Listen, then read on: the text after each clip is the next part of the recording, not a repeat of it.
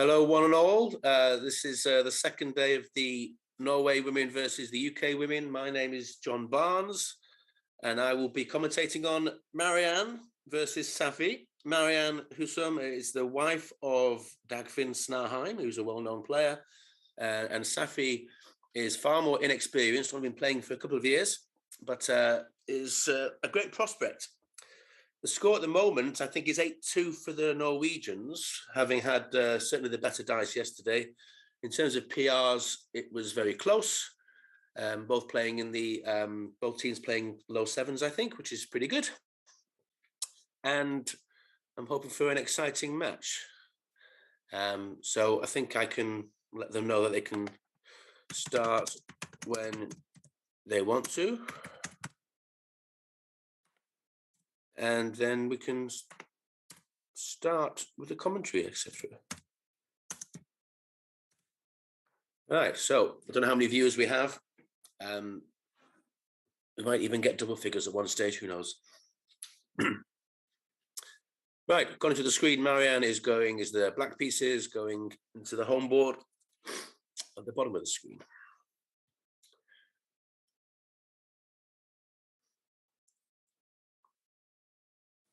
I think later on we have commentary from Tim Cross.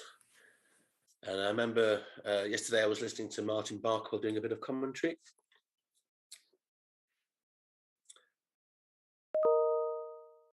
So just waiting for them to get the go-ahead.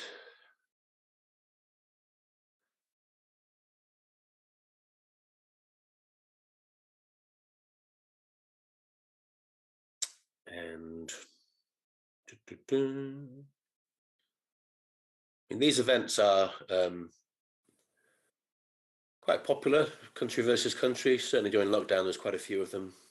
There might be fewer now that lockdown has eased and we're back to normal, maybe the new normal. But we'll see. Yeah, good fun. Nice way to spend a weekend. Just playing some friendly international games. Let's just hope that the dice are a little bit more fair to us today.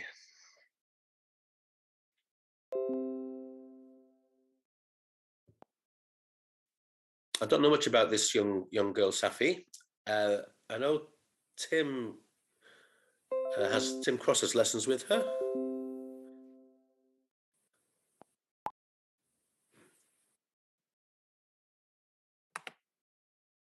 And she's been playing on it for a couple of years.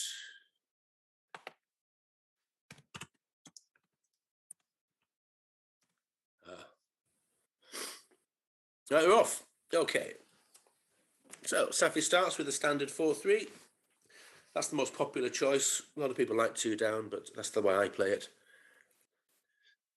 Slightly better than the other splits to the 20 point and down to the 10 because you get slightly more better rolls next time.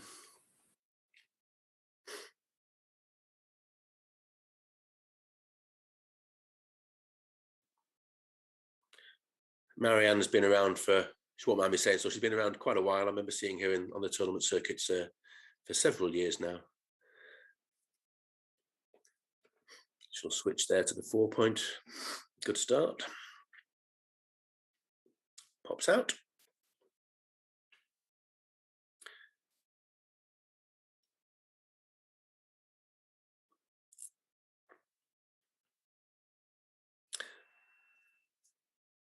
Yeah, the computer liked on stacking the midpoints. Still got 5 men on the midpoint after the original 6-5, so bringing one down was slightly better. It also gives Safi some good 6s to hit back if she rolled a 6. Okay, that's a good roll.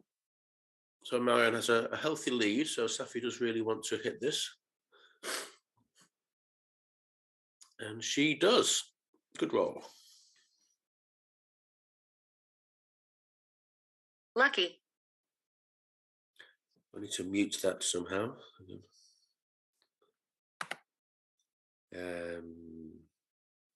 Settings. All my sounds are off. That must be a sound coming from the video, I think, then. Okay. Right, double 1. Okay. Enter with the 1. and make the bar.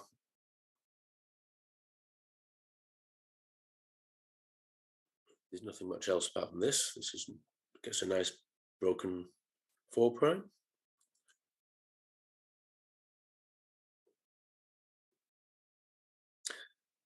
Okay, so she could split to the 20 point, try and get an advanced anchor.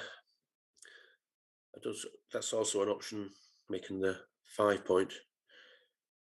But I think she really doesn't want those 2 men stuck on the 24. So I would make this play.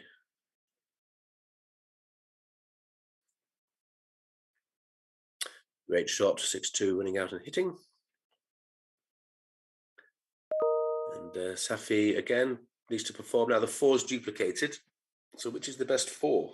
She's going to go and hit, which leaves blots everywhere, but it worked. And of course, now Marianne has outfield control. So Safi's looking for a 5. 5-2 is good. Does 2 things, that anchors and gets rid of half the roll of Marianne.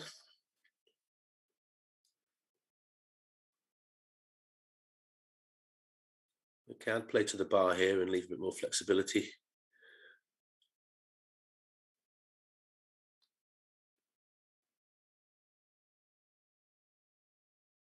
Yes, looks right to me. That looks a little bit too stiff. I mean, I wouldn't worry about that blot on the 12 point. Okay, 4-1, that makes the 4 point. So there's a bit of a broken prime there from Safi, and just 1 man to help to contain, which won't be easy. So Marianus, I think I don't think you can leave a blot there. Interesting play, but I'm pretty sure this is right. Marianne is the favourite here. So what's she think? She's thinking of making the enterprising 5 point, which is worth looking at. But I would make that play. Computer says yellow, whatever that means, but I'm pretty sure that was right. I don't know what the ply is with these heroes settings.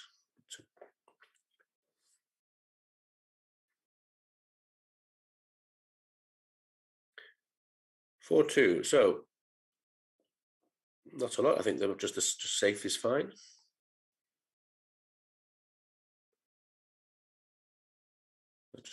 I don't like that. No, you hardly ever play 6-4. I think that was a misclick. Yeah.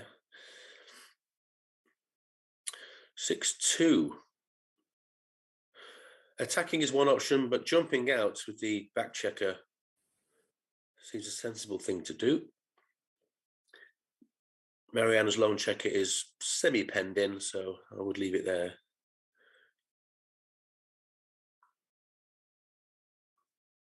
But she's going for the aggressive play. And aggression is not a bad thing in backgammon. But unlucky. Getting that back checker out, I think, was the priority. But now this blitz might work. Okay, get that one of the back checkers moving with a 3 and hope that Marianne fans for a while. She's doing that. Unlucky.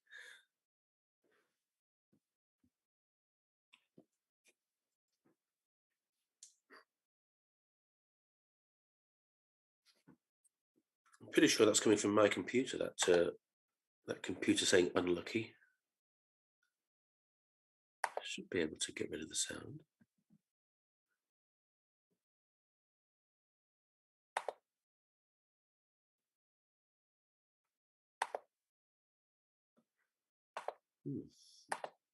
My settings are for sound off, so maybe it's coming from the Zoom. Rather annoying. All right, well, she's thinking of going for the slot. The slot in backgammon is usually wrong. So I think perhaps just running with a 5 from that spare on the 20 point is definitely right.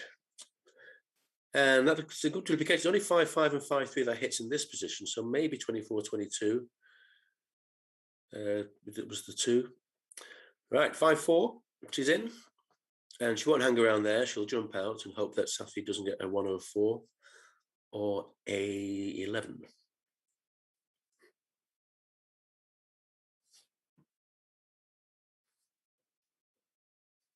She does get a 1. Okay, she's hitting these checkers pretty well. 6 down, I think. Aiming for that 5.4. 4 builders for the 5 Very point. unlucky. Now, 4 builders for the 5. If she makes the 5 point, it looks like a possible market loser. She's got a slender lead. She's the security of the anchor. So she's probably thinking of cubing. Would I cube this? I might have done, yeah.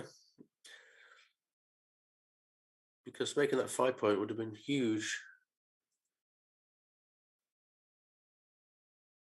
No, 5-4 was not a good roll. She's gambling that Marianne does not hit one of these 4 checkers. And she doesn't. Marianne is not. Unlucky.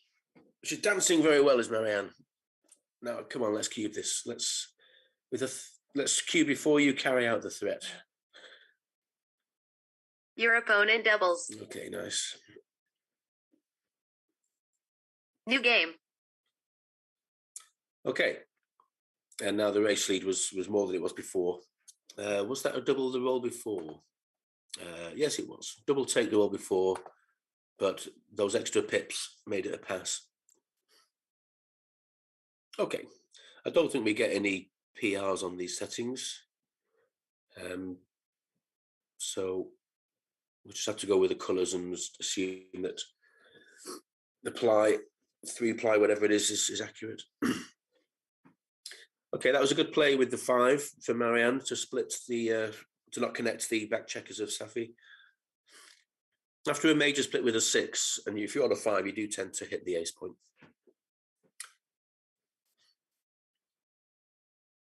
Awkward 6 from the bar. I'd have made the same play. I'd have slotted the 5.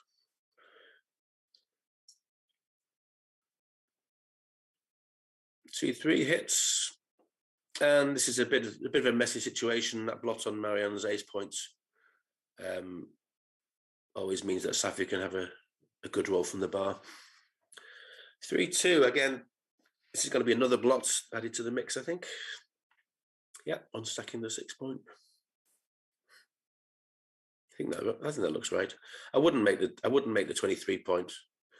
I know it slots a better point, but you want to unstack that heavy 6 point and keep those back checkers split, I think. Okay, 1-5, good shot. But now that the bar's made, Marianne has the edge. 3-1. Ooh, interesting. Okay, well, the 1 is definitely the hit, and the 3, ooh, I'm not sure. Which 5 point do I want? Marianne goes for her own 5 point. Could be right, could be right. 5 unstacking, but stripping it's not really unstacking, it's stripping the mid. So a messy game, but we have a mutual holding game because the anchor, I'm pretty sure, is going to be made. And the 6, well, 2 plays. I would probably just bring it off the mid. I wouldn't play to the 2 point because that just looks horrible. And I wouldn't really mind being hit. It's not the end of the world. Oh, it's only 11 shots, but is that the point you really want to make? Yeah, so that was my play. I like that play.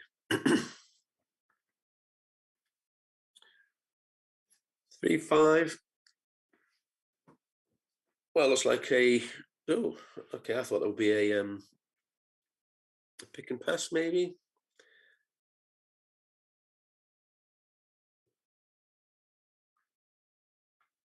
Yeah, what's wrong with that? That's fine. 4, nice roll. Okay, so 1 in, 1 hits, and then think of the other 2. You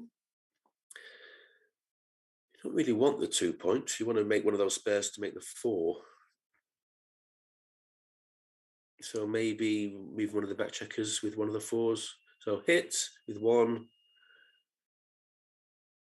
You could play 24, 20, 13, 9. I think is what she's looking at. Or 13, 5. Looking at all the options. I will probably play 24, 20, 13, 9. because I don't want that 2 point.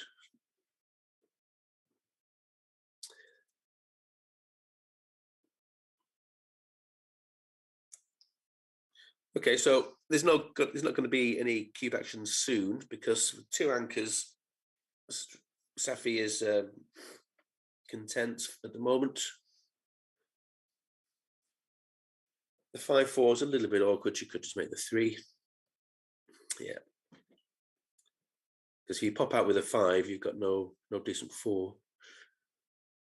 So yeah.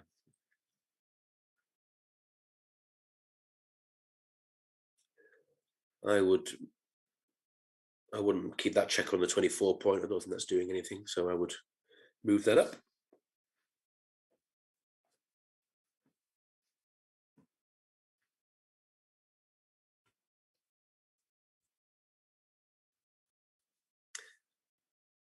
Double 4, that makes the nice 9 point.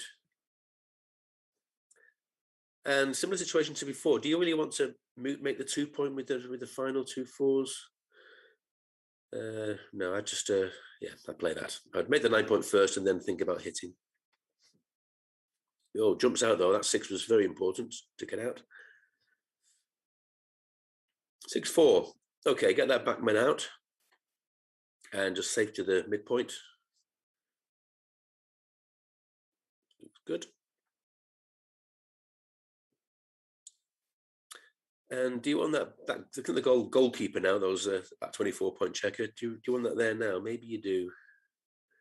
Yeah. Now that black is Marianne is escaping on her checkers, that goalkeeper could be very handy.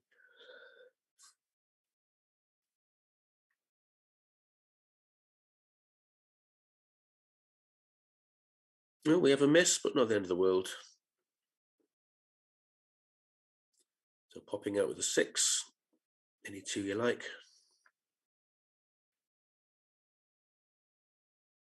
Not too worried about being hit, expecting to be hit really.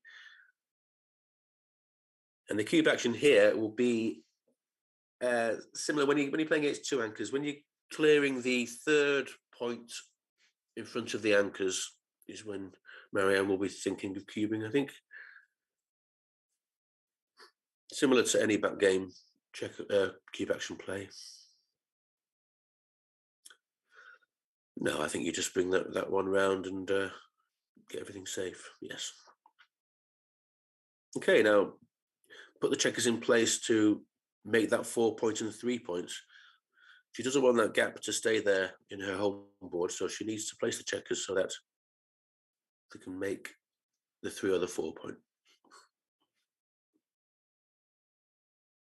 So maybe 10-8 with her. Yeah. Good play. Well, this might be a cube, but I think I'd probably wait until clear another point. Double 4. Oh, okay, that's horrible. It clears a point. It clears a 7 point, and then probably slot the 2. So I wouldn't. If you make the 2, then you're stuck with the next 2, aren't you? So I don't think you can make the 2. I think you've got to slot the 2 and clear the bar.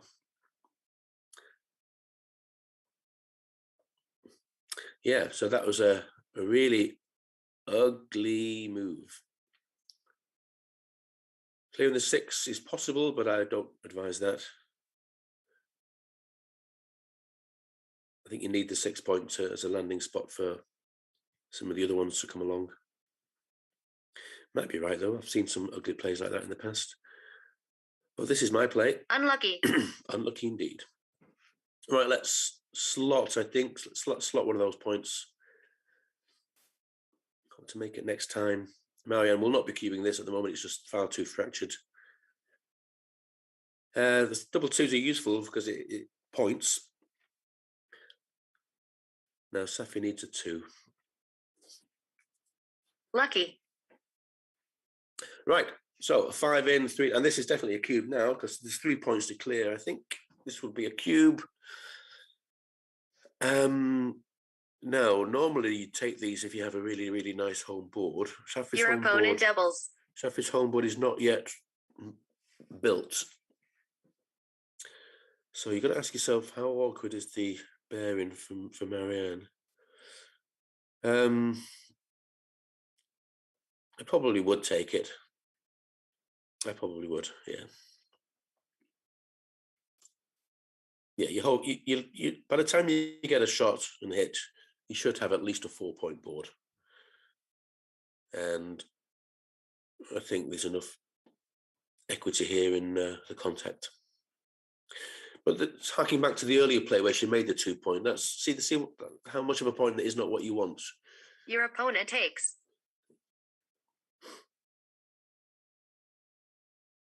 Okay, 3-1 doesn't clear any of those, but yeah, maybe just 6-2, and then so that you can clear the 7-point next roll. Yeah, with this play, you can't really clear any of those points this roll. 4-1 would have cleared the 7 points.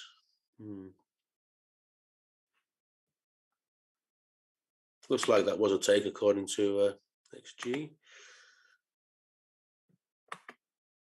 6-4, okay. Right, now the shot has come, and it's of course going to be a double shot. And the only 3 is from the 6, isn't it? So she can't do that because that would be a quadruple shot, I think. So you've got to play 7-1, 6-3, and leave 20 shots, with more shots to come. Awfully unlucky. Misses, but I think she's going to get another chance. And now she's built her board. Hits will be fatal. Marianne could easily leave a block there. 4 is Lucky. a cracking roll. Well done. Now, out of the woods yet, though. Do you need to make the amoeba? I don't think you did. No. So she has an interesting choice, but I think you just play safe here. I hope to pick and pass next roll. Well, she's going for just to leave. Is that 11 shots? But 12 shots. But I'm not sure. 12 shots is a lot. Awfully unlucky. Awfully unlucky. It looks like her play was right with 2-1, which was great. Leaving 12 shots, which were fatal, is pretty rare. So if that was right, Marion, well done. Epic luck. Yes, it was clearly right. The safe play was dreadful. Right, well, there's been a real turnaround here. All happening. 6-1 was brilliant, but of course, there's no point playing this on. I think your opponent doubles. New game. So having played a very good, brave 2-1 hitting 2, she then went on to lose it, which was a real shame. So 3-0 to the Brits.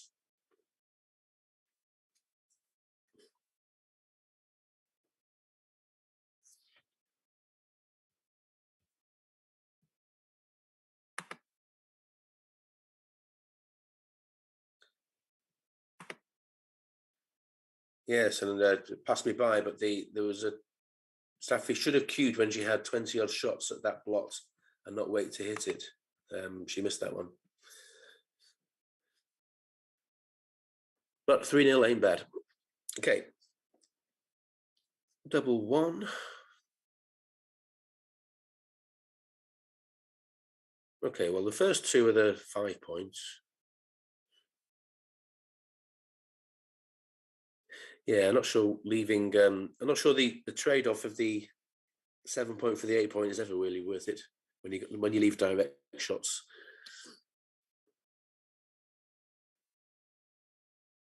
Okay, so lots of blots for Safi to feast on here. Make the 4 points is good. I want to dance, right then. Safi, very unlucky. 3-0 ahead. Okay, she didn't cube that. She's probably thinking of the score being 3-0 ahead, but it looked like a possible cube. Maybe a bit early. Right, 1 to play. Oh, sorry, six round the corner. 2 in for Marianne. And now she's thinking of, okay, she's pausing more now. This is less of a cube than it was before, I think.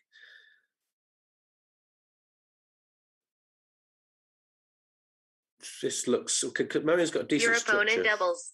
Apart from that horrible blot on the 1 point, Marianne's game isn't bad, is it? She's got the 5 points. The 11 points is a nice one to use to build. Yeah, I'm not sure that was a. It might have been a cube, but 3-0 up, maybe not. 6-1. So now she hit the bar and step up on the 5 point. 5 points is a far better point. Leaves 22 shots. But if Marianne misses, then Safi is looking really good. This, okay, she's playing very pure.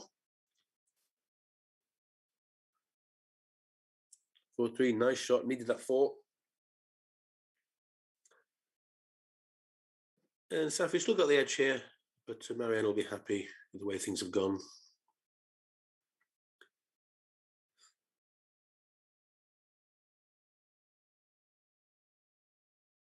Yeah, nothing else. 5-3. Oh, doesn't quite hit. Oh, no, that's a bit awkward. Okay, 3 point. I was looking at to hit the block, but she can't. So 3 point is a very nice second best. 5-4, not great, but keep. I think she should make the ace here. I think once you've got that blot on the ace, if you can cover it, you do so. No, the 4s. I'd have made the ace point there. XG says no. No, XG liked it. Okay, yeah. It's very close, but the ace point is correct.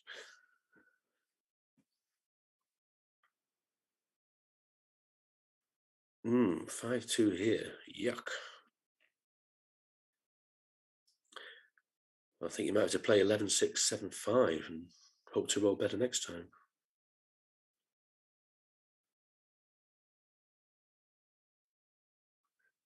Yes. Okay, she likes to. I think you got to play the ugly, well, not ugly play, but the non-shot leaving play. I think.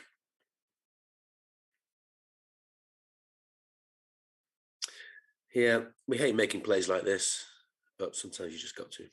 6-1 makes the bar and makes a lovely 5 prime. And that should sew it up. 4-2. Well, you just pick and pass and hope to roll a 1 and then a 6.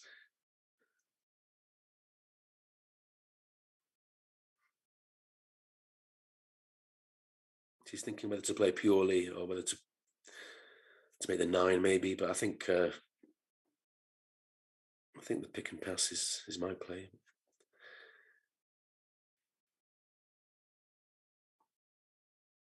Gets rid of half the roll.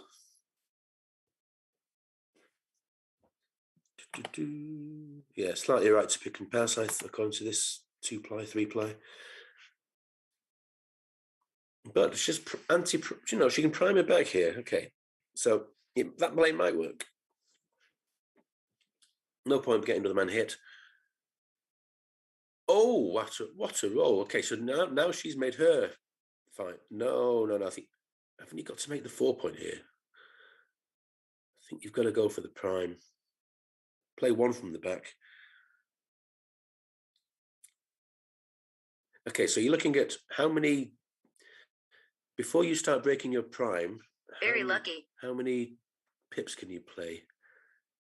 And Black's got enough pips here. So Safi could be in a bit of trouble.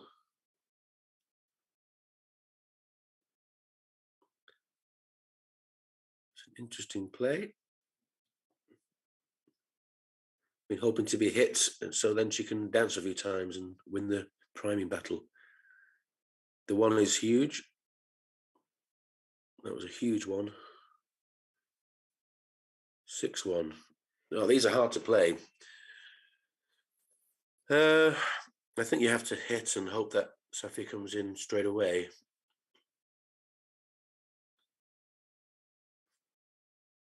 And Safi's hoping to dance. Oh, what a swing. Unlucky. Okay, that was unfortunate for Marianne there. But Safi rolled a nice dancing number, preserved her timing. And now it's looking really grim for Marianne. At least make the 23 point and less chance of being gammoned.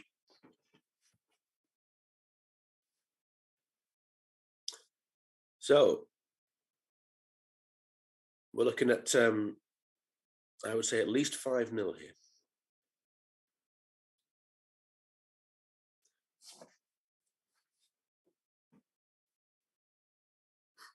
I've seen people do that a lot. I don't know what's the point of hitting that other blot, really, but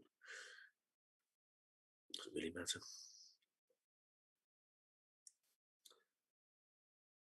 So Safi here, she will, because she could still lose this race, the race is quite close. She doesn't want to break the 7 or 8 until she really has to. So now she has to.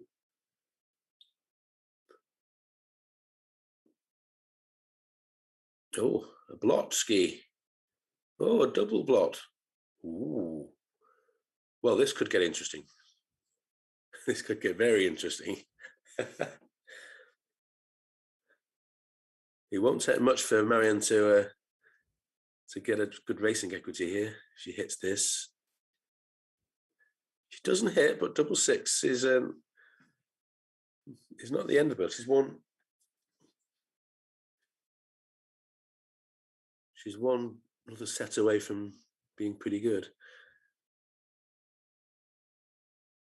So Safi, I don't think she can leave 2 blots there. I think she has to just safety that. I can see why she's thinking, because Marianne could easily win this with some big set. But you got to play safe. Yeah, get out of there. Don't want to be pointed on. So 1 big set for Marianne. That's not really big enough.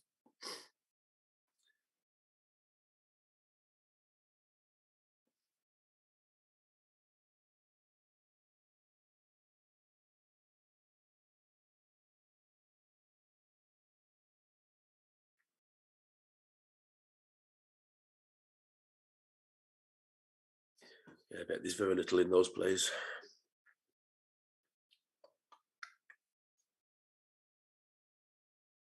Oh, double 4 should cement it. Unlucky not to get one off there. So she still requires 8 rolls. All right, 5-0. Now that's a lead where the cube action is changed quite a lot. New game.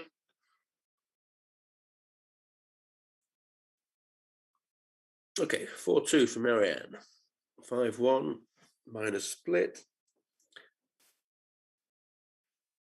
3-1, it's worth the 5 point. You can always trade up the 8 point for the 5 point, that's fine. Double 6, lovely roll. Make the bar and swing that round.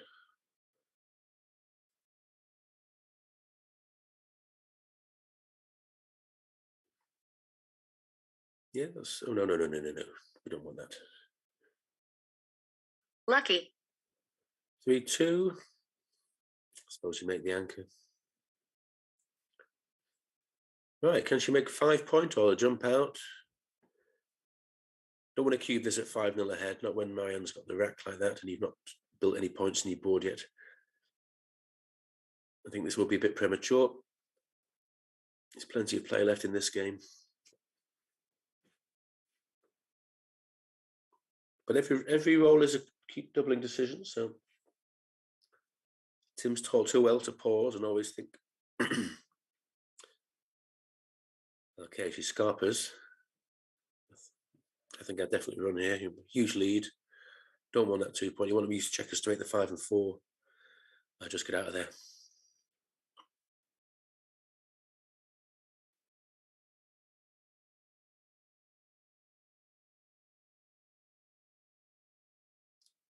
Good shot from Marianne. Choices with a 4, either down or to there. Lucky. And double 3 is a cracking roll. Wow. Very, very good. Very lucky. I think this is hitting off the 3.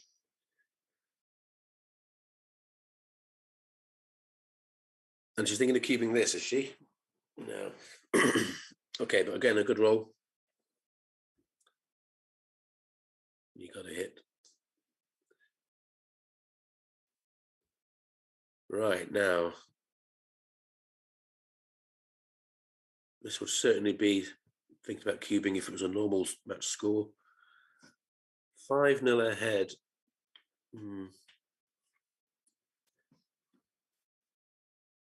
Yeah, I must admit, these are tough when you got lopsided scores. The 5, by the way, I would just pop out myself, but she's probably thinking of doing something else, trying to make the 2 anchors. But I think that's another option, but I think coming out was right.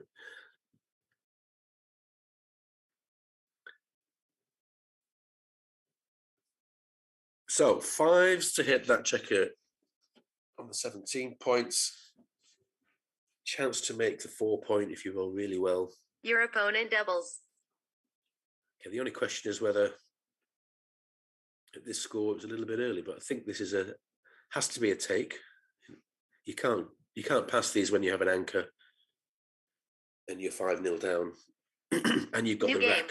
Oh, so okay, well the double worked because she got a drop out of it, but yeah, I think Matt's score says should have held off there. So that's the first real big conceptual error from both players, I think. As I say, they are hard. Lopsided scores are very hard. So next lesson from Tim Cross, lopsided scores, cube action.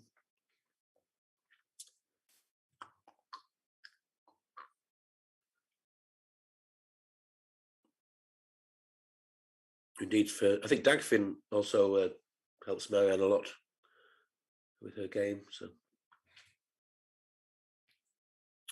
3-2. Okay, good. 1-6. It pops out, but you're expecting to be hit here. But if you hit off the mid, then it's not too bad because they lose contact. They lose a connection between their back checkers.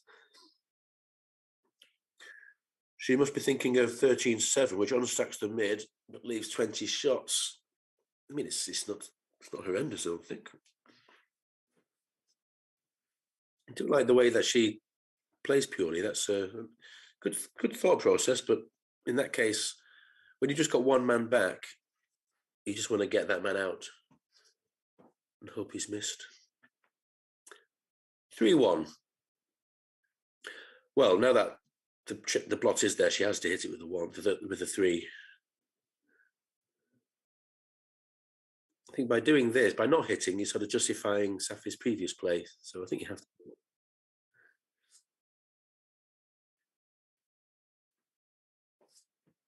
5-3 does nothing. The 3, maybe step up and leave the 2 blots on the 20 and 21 points. I don't like playing behind with a 3.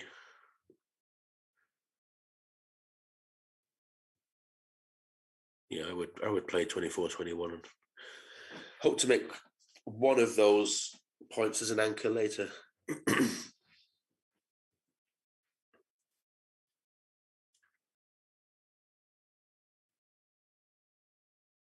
She's looked at the 3 options. Which one's she going to go for? Unlucky. That was my play. It likes 13-10. Interesting. I thought 13-10 gave just too many good rolls. Your opponent doubles. Okay. Yeah, there's a lot of potential blitz here. 4, 5, 7, 8, 9, 10, 11 in the zone. Yeah, but still a take, I think, because you're not on the bar, and you should be able to anchor somewhere. So you're not on the bar, even though you're more conservative about taking these. I think you have to still take them. But a good cube, and you've got the 5 point. So any hit back, and you're looking good to turn it around. So Safi, I think I would take this. She's thinking of lots of New game. rolls. Oh, she passed it. I think that was looking at just the worst case scenarios and getting panicky. The odds were she would have made an anchor somewhere. Yeah, Okay, 6-1. Still a nice lead for the Brits. Double 2. Okay, for this one you make. Okay, that's one option. I always like to make the 4 points and step up. Yeah, I'd stay on the 22 and make the 4. Yeah, I think that's the play. No, you really want to when there are blots there. When the person plays down, and your 22 point is facing them, then that's correct to do that. So she should have made a 22 point there. It's all very well learning these responses, but the best thing to do is to understand why they are the computer choice.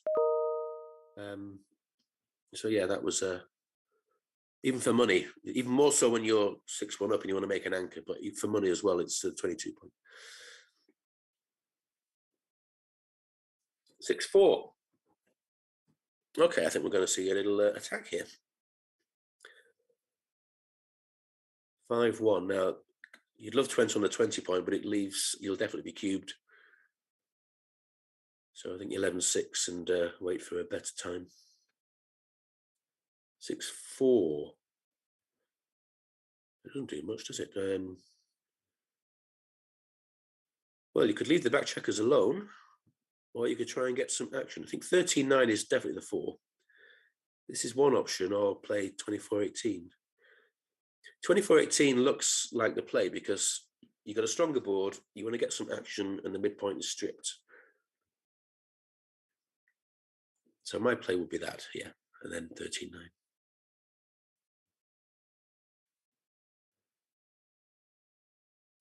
I mean, that block, if you're going to put a spare on the 4, I mean, that can't be that useful, that spare on the 4, can it?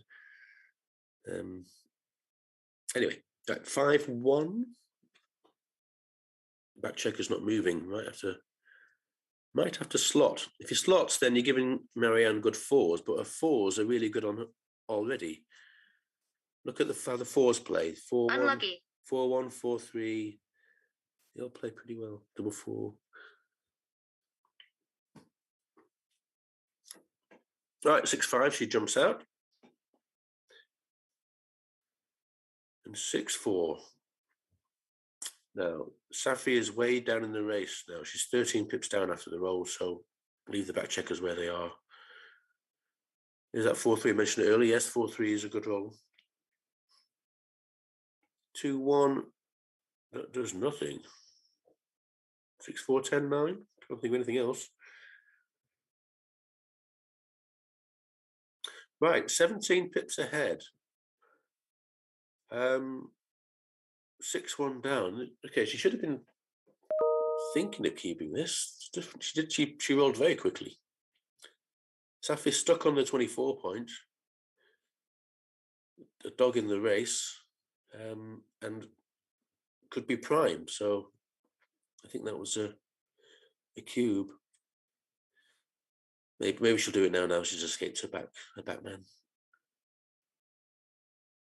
And this looks to me like it's a big pass.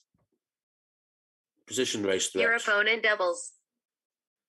All 3 of those categories look good for Marianne, so I would pass this one for sure.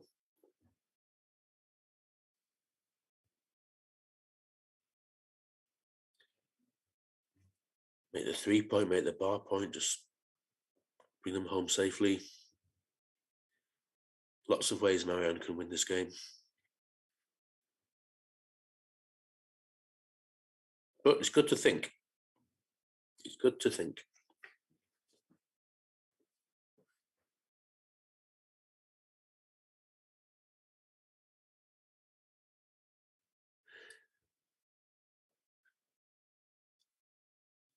It's just too difficult to win this, I think.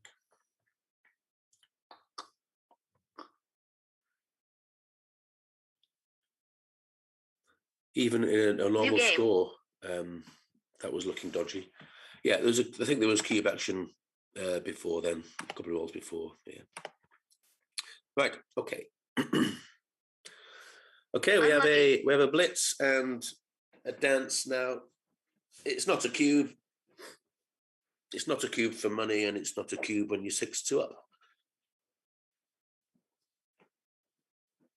This the standard these are the first reference positions, so do we learn, aren't they? After a double five dance.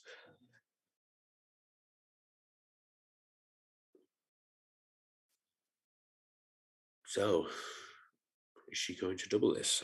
I hope not. Okay, now 2-1. I do a bit of both. I'd unstack the mid and maybe split the back men. Leaving those 5 checkers on the mid didn't look right to me. Lucky.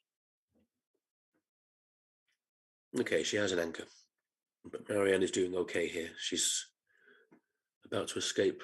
She's nearly at the completed stage. Not quite there yet. 2 down, is it?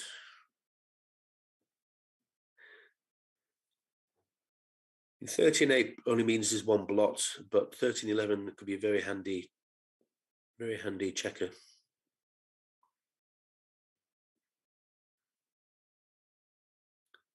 But at the end of the day, Safi's got a far stronger board, even more stronger now. 6-3. Okay, that's just safety. So we got Stacksville, but and a slight lead for Marianne, and Safi will wait back there and hopefully hit the shot when it comes. That's what she wants to do. And there's a shot straight away. And I would think minimizing shots is the way to go here. Unlucky. 11 shots, and it's a nice hit. You could play Lucky. anything with a 6 really there. Right, enters, so no cube action. Just pops out. Whoa, whoa, whoa, whoa, whoa, whoa, whoa. I wouldn't have done that. Well, if Safi Your can hit this, opponent doubles. now is that looks a little bit early to me.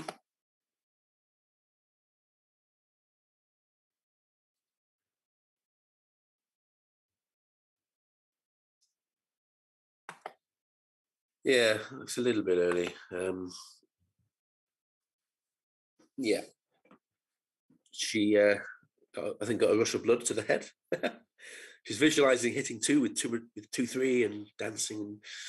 New game. Oh wow. Yeah, Marianne needs to learn to take the ones when there's a bit of blood in the water. She seems to pass. So yeah, that was a good bluff double. That was a huge tail. Let me see how big that was.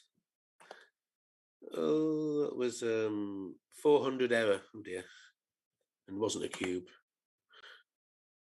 Oh, she won't like that when she looks back at it. Right.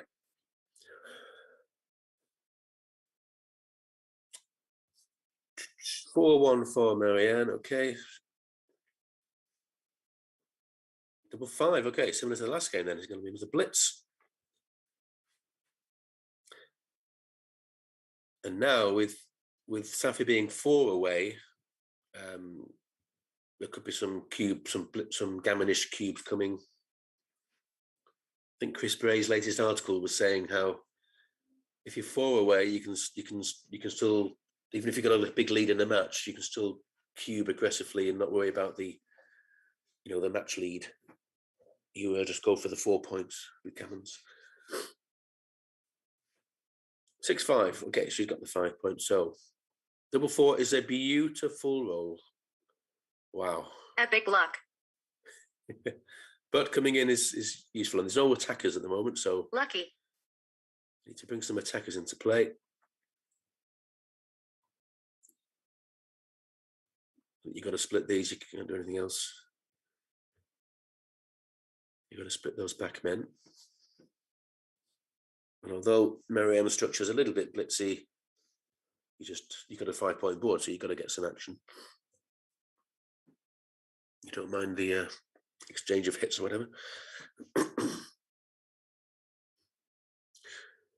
So this looks like a standard 13-9, 24-23.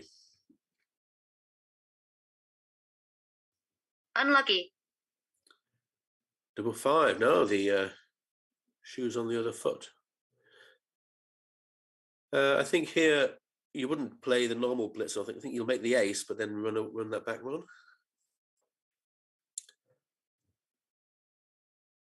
Yeah, that's the play. Well done. Lucky. Now dance here. Oh, she's in. Okay, so again, will there be any cube? Oh, there might be cube action if you're 7-2 down. Yeah, this could easily be cubes.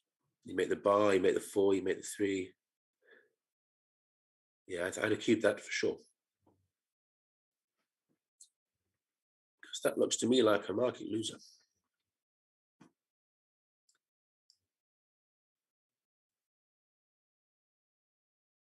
Your opponent doubles. Okay, easy decision.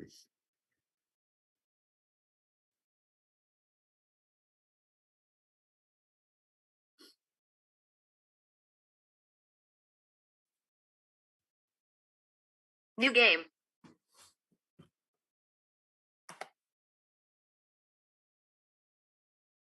Wow, that was a take. I can't believe that. That was a take. Need to look at that again. That's a take? What? Lucky.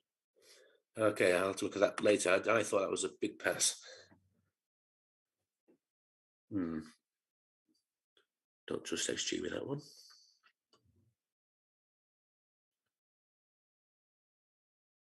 Right, so it's 7-3. Lucky. And I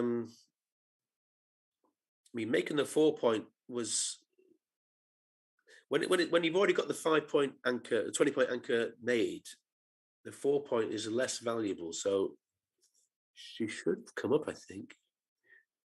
Double 3 is a good roll. Right, and I think we're going to be facing a double here.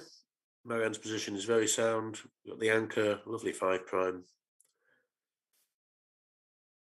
So I think this will be a standard double.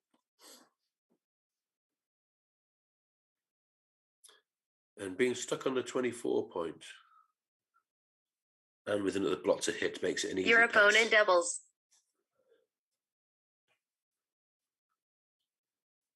I think you've got to let this one go. Shove. But I got the last one wrong. New game. Ah, that was right. Okay, that was a double. And a pass.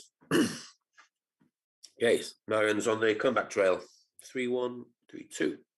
Okay, so split. Yeah, some people prefer the 22-point split. I always do this one. Double 3. Lots of choices here. You can hit, you can try and build a prime. Do a bit of this, bit of that, anchor and 10-point. Yeah, playing on both sides of the board is usually right with 3s.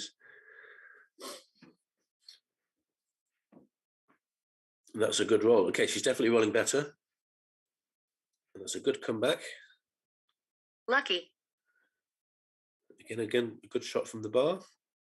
But this rack means that one fan and you're going to be facing some nasty cubes, I think.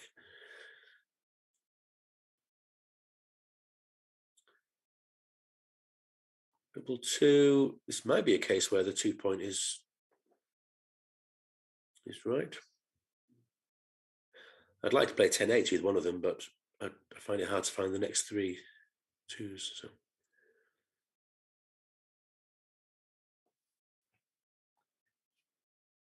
Yeah, so what's the next, where are the next 2?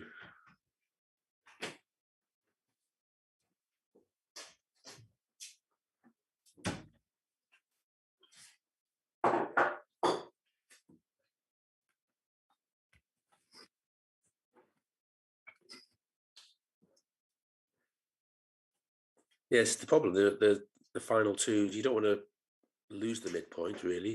So I think you have to just make the 2.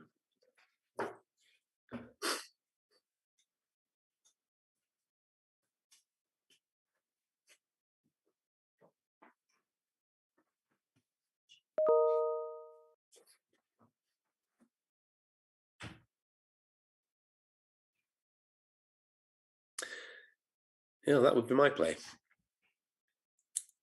1, 2, 3. Okay, she loses the mid. Okay, that's the alternative. Computer likes that one, or does it?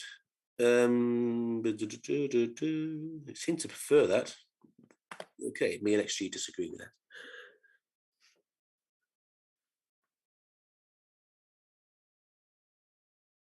5-2 is a sort of nothing roll.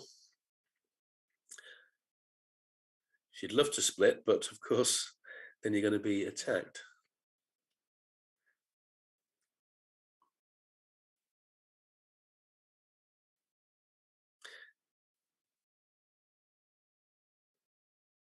But it might be a case of just playing safe there. I think she's going to be doubled if she plays this play. It might be the right play in terms of equity, but it makes it too volatile. So I think she should have been cubed.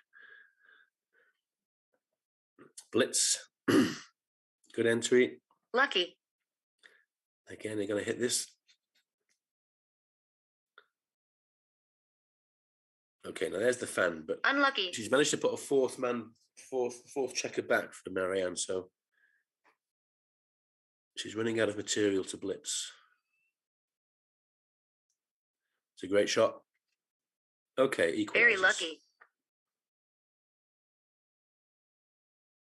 They're both playing a lot quicker. Still got bags of time. Time settings here are quite generous, I think.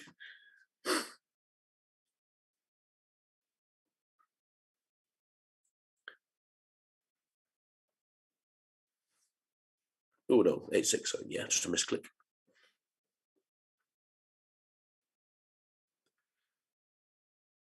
No, I don't. I wouldn't hit myself.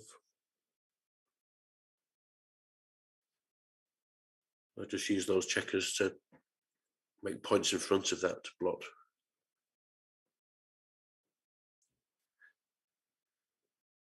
So 8-6 is fine. 6-4 is hardly ever right in these positions.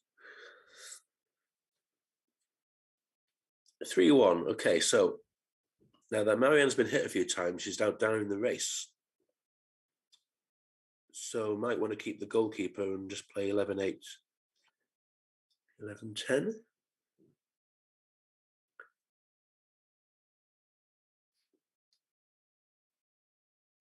Okay, she tried to do this. That's fine.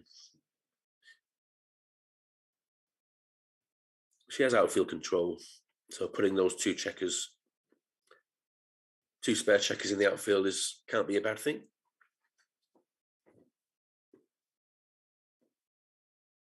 Oh, that's interesting. Oh, that's a good play. I like that. Yes, that wasn't on my radar initially.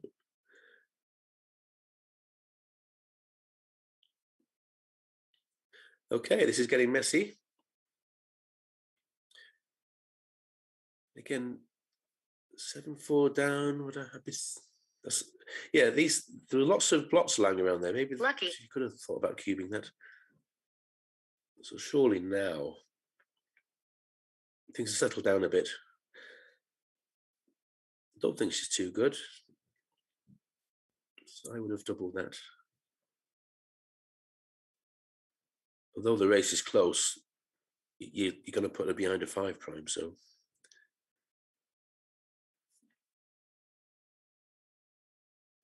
Yeah, I think this is a double and I would probably pass it.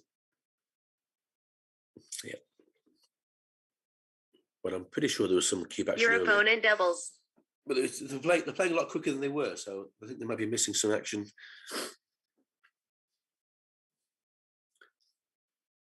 So is Safi going to be tempted because of the race?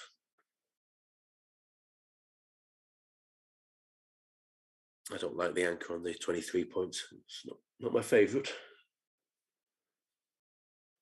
Anchor on the 22 point, then the race was very important. New game. So, yeah, I think there might have been some missed cubes there when it was a lot more volatile. Okay, 5-3.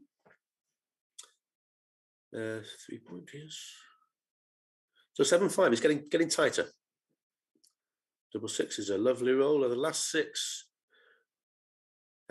slots or bring down. Once you've made your 18 point, the midpoint is not that important. I think it's very close. I would do that because No, you got 4 builders now for both points. Unlucky. Right.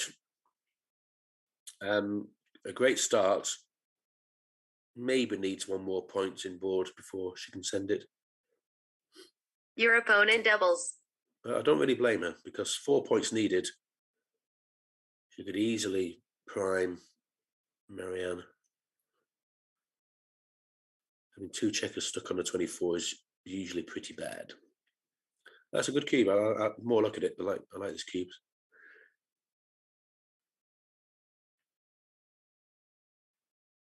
Okay, so makes 1 of the points.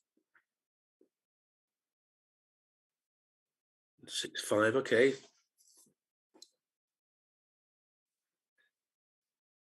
Now then, I think running a 12 point, so she's going to be 21 pips ahead. So she just runs off the 18. Well done. Yes, that looks good to me. No, you run off the 18 with 5 something. Good play. Marianne, I think that's a split with a 4 because, oh, she can hit as well. I didn't see the hit. Lucky. Yeah, good roll. Unlucky. Turned around.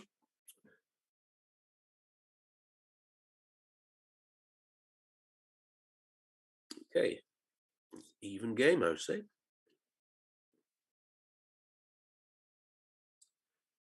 6-3. Well, the hit is available, but it'll leave quite a few blots. So maybe she should. What's the alternative? 2 down, maybe. She's got stronger board. Maybe.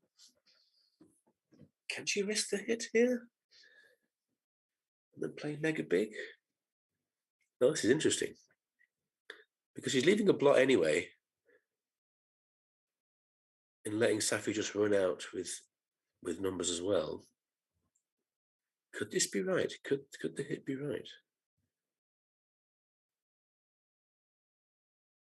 Oh, I'd think about this. She's got 5 minutes, so I would definitely spend a good amount of time thinking about this.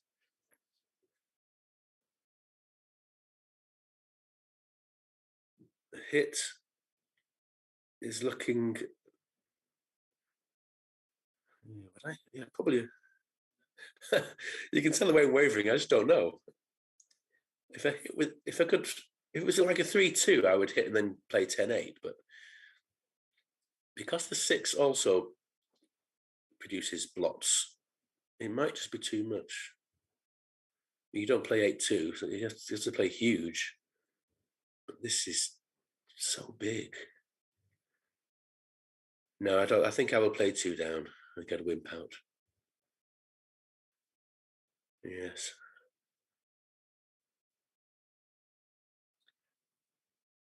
Tough play. She went for it. Whoa. Let's see if XG. Amazingly lucky. Amazingly lucky. Very lucky. Oh, it's so close. Awfully unlucky. Oh no, all the top plays are hits. No. Yeah, I'd have wimped out and made a blunder there. So well played, Marianne, and unlucky. And what's happened here? So what?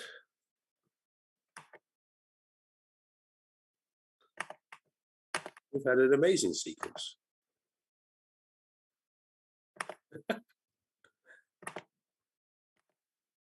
Wow, what a sequence that was. And all of a sudden, Marianne is rewarded for a good play. And she's potentially gammoning Safi. 3-1's a good roll. Okay, this is completely turned around from 3 or 4 moves ago.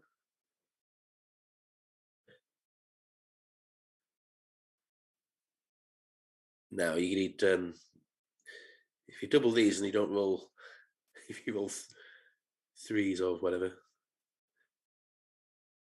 3 or 4 moves ago. Yeah, she's just going to play this as too good. Now you need if If you double these and you don't roll, if you roll threes or whatever, yeah, swing it round and 3 or 4 moves ago. Playing for the gammon. Oh my word! Double six. Right. Okay. So you got to move the other one out as well and play 8-2 and game on. So now it's very close now, isn't it? I don't think you can be hit here. I think you can't leave a man back there. No, that's good. Right. 6-3. Okay, well, I think you jump out because you're heading the race and she's got 2 blocks in board. So jump out with a 6.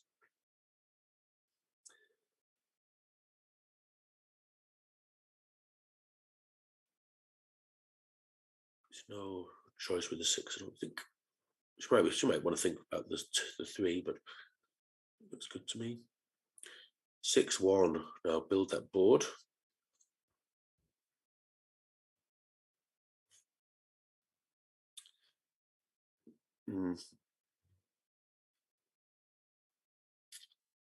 Okay, Marianne's going to scamper around. Double 1 makes the 5 point. That's good. Oh, she could. Oh, could she have made the 17 point there? No, 5 point was best. Okay.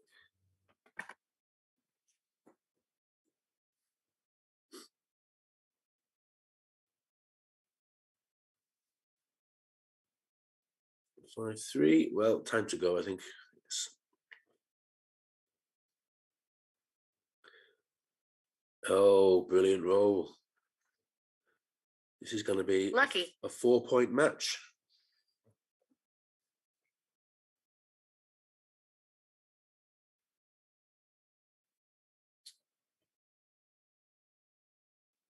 Yes, no reason to double. She can play on and get a lucky gammon, possibly.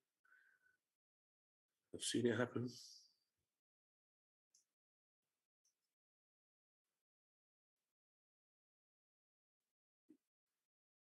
Two crossovers. Looks.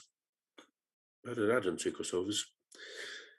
Oh, okay. No need. No worries. 1, 2, 3, 4. Lucky.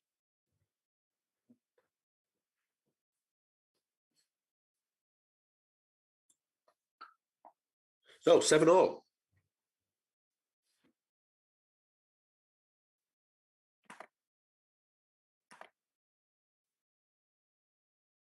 Your opponent doubles. New game.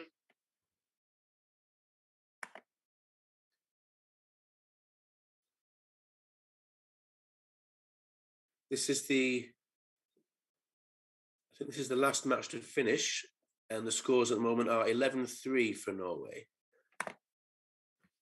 Okay, so we do really want this victory. Okay, they're having a break.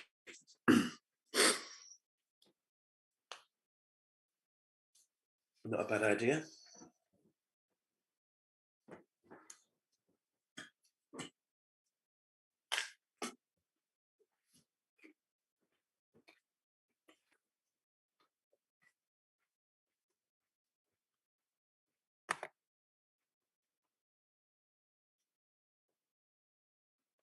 Yeah, it's a bit of a drubbing in the other matches. It was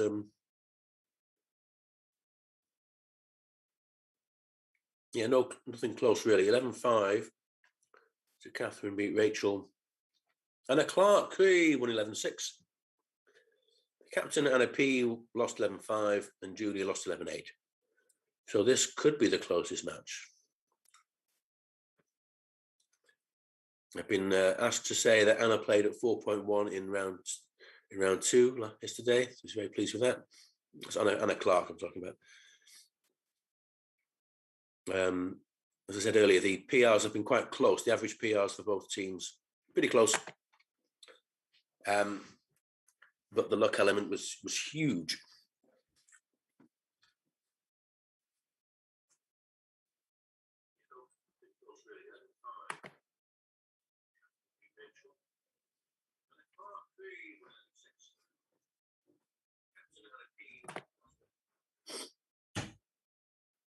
Exiting or exciting? Right. Okay. So split those back men.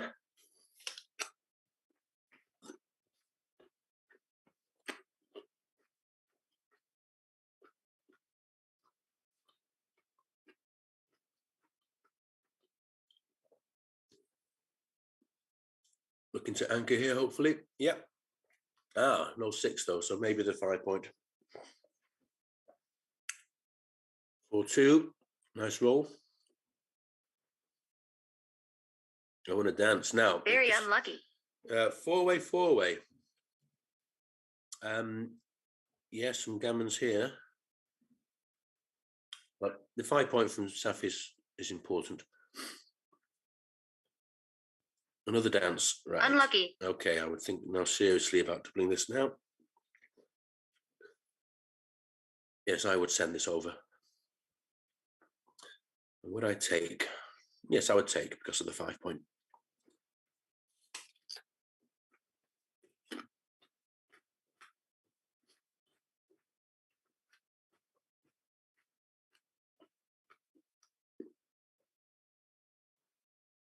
That's what I was thinking of. Thinking of cubing. Didn't cube. Well, she's blitzing. And another fan. Very unlucky. Your opponent doubles. I'll say probably too good now. New game. Okay, so the cube action was a bit dodgy there. So 8-7.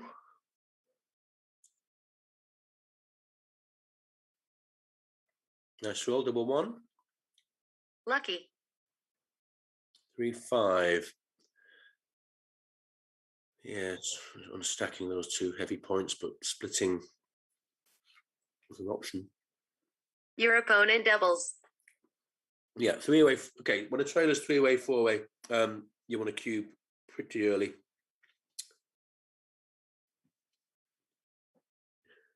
But this is it's got to be an easy take because nothing much has happened, not on the bar or anything. New game. Again, I think Marianne will take the main takeaway from Marianne from this match. I think is cube not passing just because it's looking a little bit dodgy. You got to take more. But nice cube, I think, from Safi. Certainly, when she recognises that Marianne is passing all these cubes, then she's more willing to double earlier.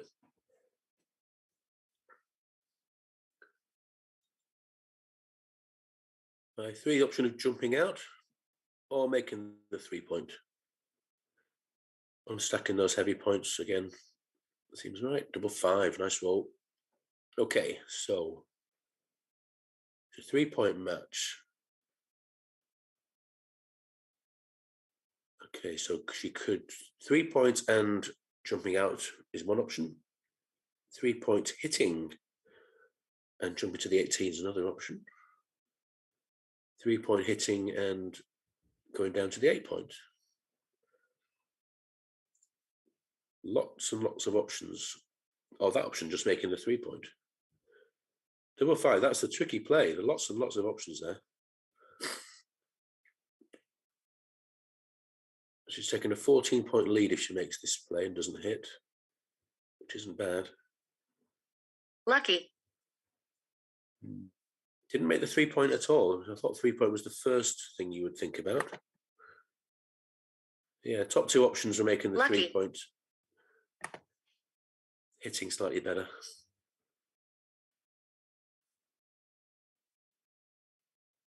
Double 4, lovely. I think make the 9 here.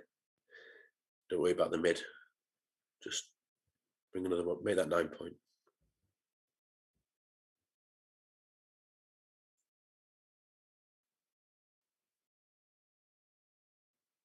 Yeah, I mean 8-4 leaves 2 blots. 2-6, 5-3, 5-4. So it's safer to make the 9. Amazingly lucky.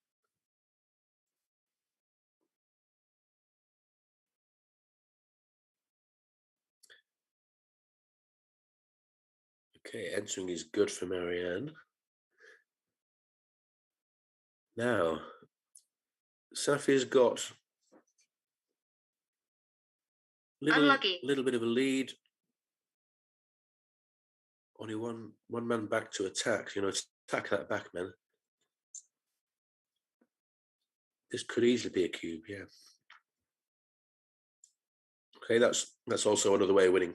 What a roll that was, 6-5. Okay, well now it's a lot easier to just the cube action.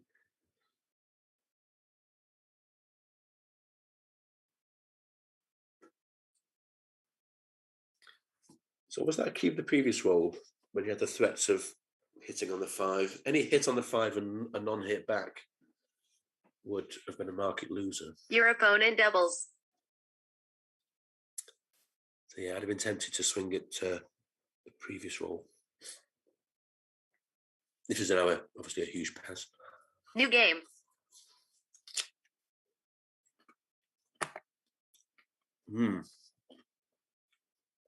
Yeah, previous roll was still a pass.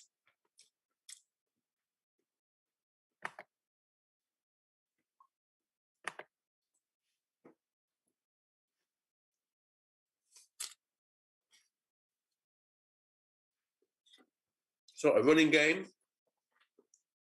which is not a bad strategy.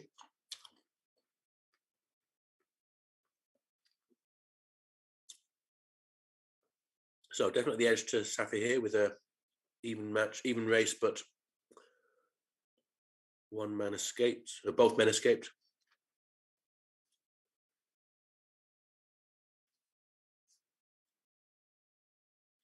With a bit more of a lead in the race, she could send the cube. Because there are no real gammons here, so you're just looking at normal 25% take points. I think another point needed here, 4-2. That's better, yes, no blots. I'm not sure it's worth the 2-6.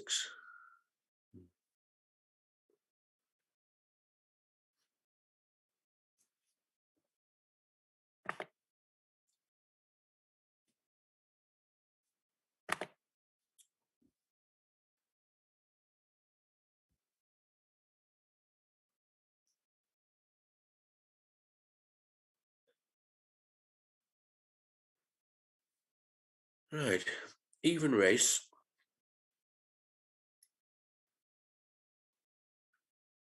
Sure, the take's a little bit too easy.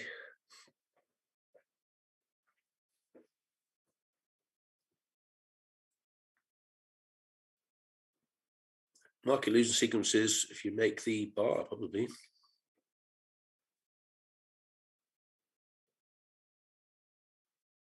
Yeah, I'd make the bar 8-6 and 13-11, so there's no shots.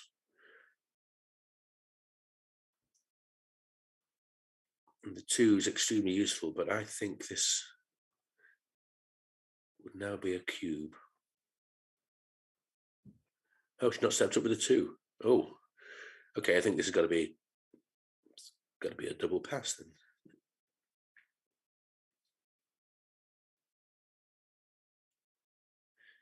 Got to pass this. Your opponent doubles.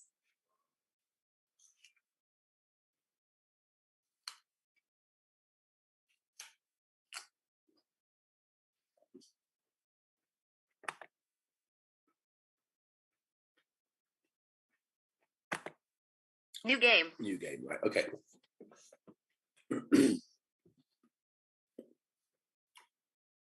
Okay, Crawford. So this is just played like DMP really, because gammons don't matter for either side.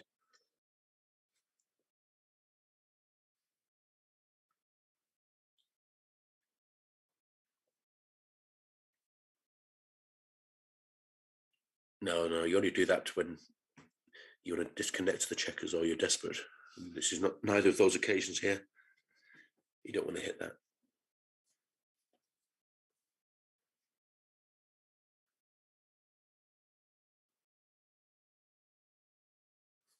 If that's right, I'll be surprised.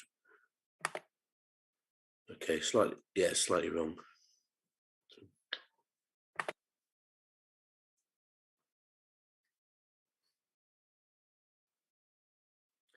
Double 3 is good. Yes, and just 11-8. I don't think you want that block there. Just put an extra spare on the 8. Double 6. Again, a lovely, lovely roll. Okay, 2 points for sure. And I suppose the trouble with this play, yeah, it probably is. You probably win the most games, but you don't use a lot of it because of the gammons, which you don't need. But just because it's DMP doesn't mean you can't blitz. 2-1.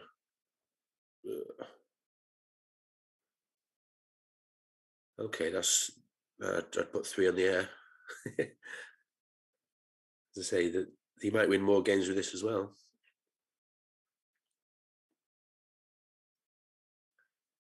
Yeah, I think thinking about gammons not mattering, I think putting 3 on the air was correct there.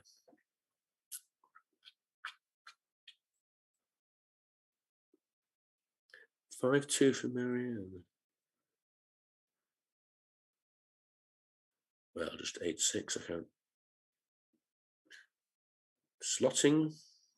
Interesting. I think you do try and play more purely when you're playing DMP. That might make that correct. But she's struggling now. She's going to have 2 on the bar. And in desperate need of a 3. Oh, I would have hit another one there. Okay, so Marianne's got a decent game. She's got 2 anchors. So we had a game similar to this near the very beginning. I think Safi had the 2 anchors. But a DMP, a back game, is not a bad idea. You win lots of games. Doesn't matter if you get gammoned. You can stay there for as long as you like. So I suspect Marianne is the favourite here. Clearing that 15 points will not be at all easy. Say 15 points, it's the Safi's 10 point. That'll be the problem. And then once she's cleared that, she's still going to clear the 8 point. Well, that's one way to clear the 10 point. Oh dear. Right. Okay, we've got the rack waiting for her. Wow, that's how to clear Lucky. 2 difficult points.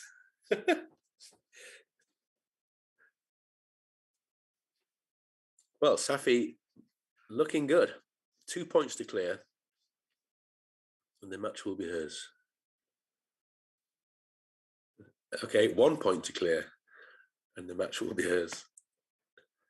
Frustrating, really, because, as I say, Marianne, I think, was probably the favourite at one stage with those 2 anchors. And then within 3 rolls, it's looking really grim. Right, but we still might get a shot, though. Does she need to go here? No, I don't think she does. Why leave that? Why give picks and passes with 1-2, 1-3?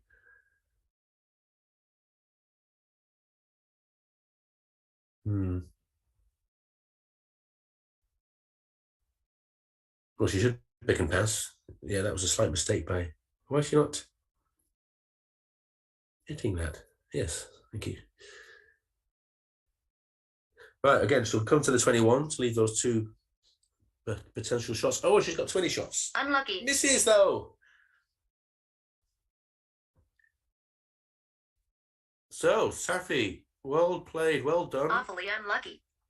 And the Brits get a point back, which makes it now 11-4.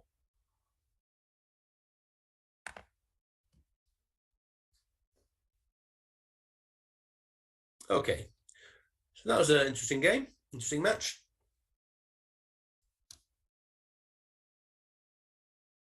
And well done. I think she's only 18, maybe, this Safi, this young girl. So great potential. Well done. We have a winner, SX Tracy. Indeed. We have a winner, SX Tracy. Right, as you said, the final score after 3 rounds is indeed 11-4. So we are clinging on. Yes. 2 rounds this afternoon, starting at 2 o'clock. We'll have Tim Cross in the commentary box. 10 points up for grabs, and the British need 9 of them. So it's not impossible. No. We can dream. We can dream Yeah. on. Yeah.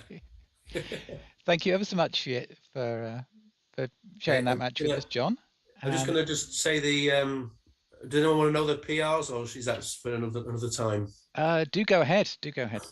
Okay, I'm just putting it through. But I think the cube action will cost Marianne a little bit, but I think overall it's pretty good standard. And I made a few mistakes as I went through it. But yeah, when's the next round? Is it half an hour? It's at 2 o'clock, so we've got a lunch break now. Right. Okay. That's 2 o'clock UK time, 3 o'clock in Europe. Yeah. Okay. Yeah, this will take another few minutes, but I suspect the luck was probably with Safi, but certainly at the beginning, I suspect the luck was probably about +2. And according to these PRs, Marianne started really, really well at world champ level for the first 3 games or something. So how was your match, Julia? You lost 11-6, was it? 11-8. It was 8 all. A lot of quite high value games, going backwards and forwards. Decided to get a blitz going at 8-9.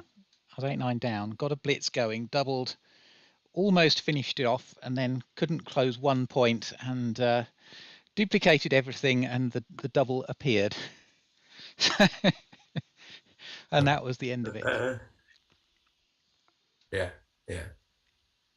Looking at the way the PRs are working out here, Marianne did 2 take blunders, which cost her over 1,000 millipoints. So a checker play was really good. And it looks like they're both playing about 9-ish. Yeah, so not too. I think the cube action for Marianne was dodgy at stages. But Marianne's checker play was better than Safi's. Yeah, but it's over the course of yesterday, the 10 matches, the 2 teams on sort of cumulative PR were very closely matched, 7.15 and 7.28. So there's a hair's breadth between them. Yeah. Is this Norway's strongest team? I don't know anyone apart from Marianne, really. I believe it's a very strong team for who they've got available. They only put it together very recently, having been inspired by watching us playing one of our previous matches. Oh, I see. Okay. And they've obviously got some really great players there. Yes. Yeah. Yeah. The PRs were single figures, 9 point mid 9s. Yeah. So evenly matched game. So I think Safi can be very, very pleased with that, because Marianne has been around for a long time, very experienced. Yeah. And Safi's just starting out on this horrendous journey that we've all been on. Don't make it sound too bad. We've got to keep people playing. Yeah. Anyway, thank you ever so much for commentating. Yeah. Okay. It's a pleasure. Thank you all to the audience. We hope you've enjoyed it, and we will see you later at 2 o'clock.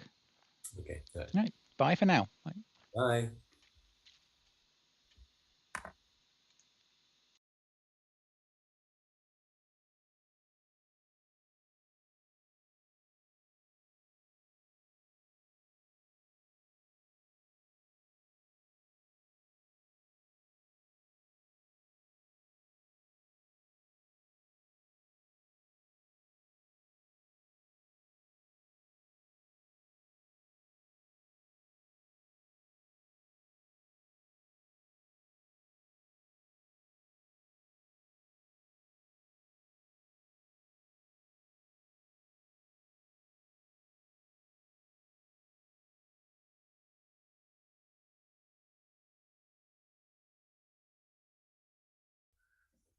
Thank you very much. And now they're watching a different screen, because I have not just got it on screen. Okay, so the match today is between Hannah and Hannah. And as a northerner, I struggle to say and tell the difference in my. So I'll try and I'll call her Anna C and Hannah. So both Norway have got off to a great start in this match and are 11-4. So the UK ladies really need to get some wins under the belt. Hannah and Anna both won one of the matches, and so they're both keen to win, of course, and improve their record and carry on. But in particular, we need the UK ladies to win this match to get it closer. But well played so far for the Norwegian ladies. Okay, I'm still trying to find the match. It's on Hero Street. That's part of the problem.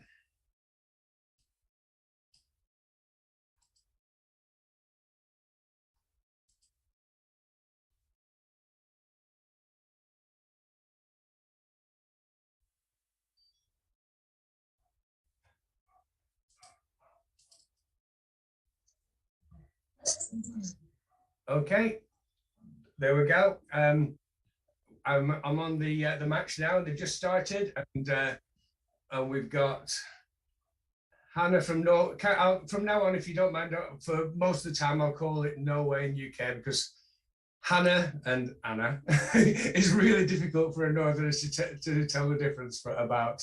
So we'll refer them to Norway and UK for most of the time, and on occasion I'll use their first names. Okay, so we're at 0-0 to 11, and just a standard opening for both players, all good. Nice roll straight away for Norway, and she's played it well. Okay, I need to make sure I'm not.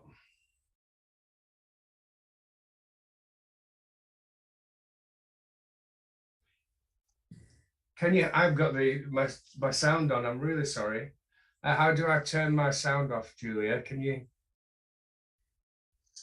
Yeah. Yes. Yes.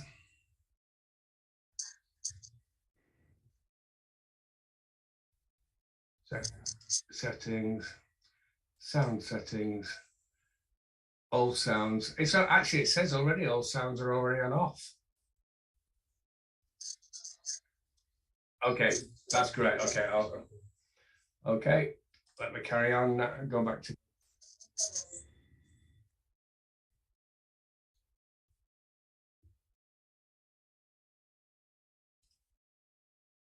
Okay, so we have a double. I'm just a bit behind it. Okay, so Norway got the advantage. Very gammonish double, and that was probably why it was a pass. So, and Norway is going all out for the kill. Impressive. So we really need to make an idea as quickly as possible. Norway is going all out for it, and that's admirable. So now we've managed to get 2 checkers in play. So that's it. Well played. Hide a checker. We want to play with as few. No, you're right to hide that checker. You want to be playing with as few blocks as possible. And when it's out of range, you better. You don't want 3 checkers picking up.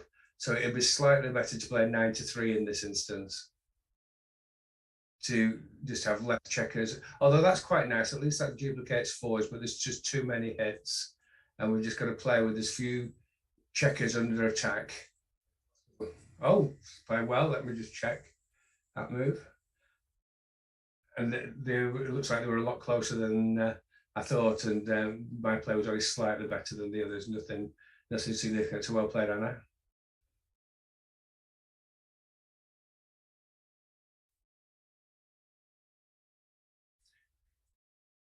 So Norway might as well play as if they're going to be successful in the blitz, because there's not much planning. There's not much point planning for not being successful. Okay, anchor on the 3, and let's call it quits now. Just stay there, build a board. Don't hit here. Just no. You better accept him where you are, and just board. That's sadly wrong for the UK. we once you've got an anchor, you must keep it in these blitz kind of positions, especially when your opponent's got quite a long way around, and then you've got time to build a board and hopefully hit next time. Okay, so Anna needs to she just needs to kind of slow the game down a bit and just try and just recuperate. She's not managed to get her. She's not managed. You need time to get back into the game slowly. What you do once you've secured your anchor, try and build a board and then attack. That's my best advice. So 5-3. That's a nice play. Oh, it wasn't right though. I'm sorry, Anna. Not giving you great advice there. 5-22, 38.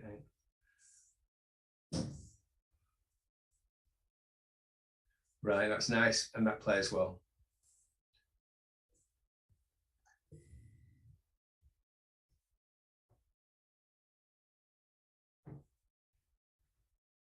Okay, so Norway's mixed up here because they have to worry about escaping that back checker. And right, come on, Anna. Just what we don't want, Anna, is to just have. You don't want to play with all these blocks. So I'm afraid you want to try and you see now Norway should attack, even though it's crazy because the upside is so massive. So she comes in with it and hits with the 2. That's it. Good play.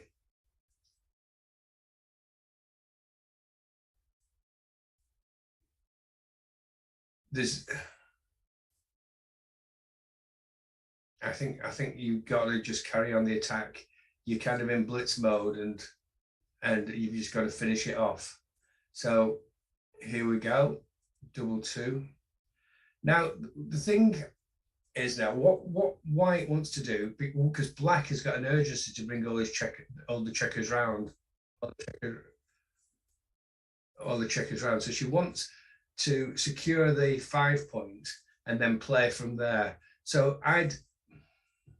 that's another way forward. But what UK really want to do is secure that 5 point and play from there. So she makes the golden anchor, that's it, and then makes the 9 point, and then let's see Black have to struggle to bring. That's my play, and then Black has to struggle then to bring the checkers around the board with no timing whatsoever. But you absolutely must win the battle for your golden point. That's it. There, that's it. Now make the 9 point, and safe to the 22. Yeah, safe to the 22 because you don't want to give Norway the chance to get some time in.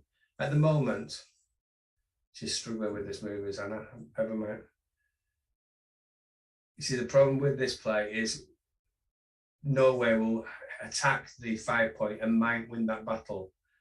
And that will be really painful for Black. What White needs to do is, first of all, secure not getting gammoned, and then you see, yeah, unlucky, Anna. And then once you secure not getting gammon, then you can play to win, and then all the pressure's on Black, Norway, to bring the 2 checkers round without any timing. Okay, so 4 again. This is tough. Okay, so now White is the UK is in a strong position timing wise. Still, the best way forward would have been, anyway, we would not gone down that. So what White has to do now is prime to the best of her ability Black's back 2 checkers. So make the 6 point or the it obviously depends. Oh, nice play. And we just hit. But you'll see now because of the way, that's a nice play, but because of the way Anna's played from the UK, she's always got blots, and that is always a dangerous position to be in because it just takes one hit from from Norway, and we're back in trouble. Can you see how many blots white has? So what she should have done is made the gold a couple of moves ago, made the golden point anchor, and then made the 9 point. That helps her play the rest of the game without lots of blots and always facing that one scary throw. For example, here 1 1 4 3 4 3 6 5 4. So, but it's a bit late now. So I've just lost track of what she should do. But she wants to be playing with less blots if she could do that somehow. So I think it's too late. I think she needs to just play 13 7 and 6 and just hope, and then cover the 9 point if it doesn't get hit. That's it. Well played. No, you see, this is what's happened. This was always the worry. Okay. Now out to the 14. Well played.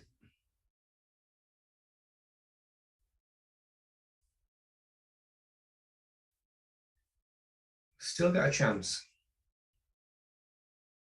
Still got a chance. But what Anna needs is to just have less blots hanging around.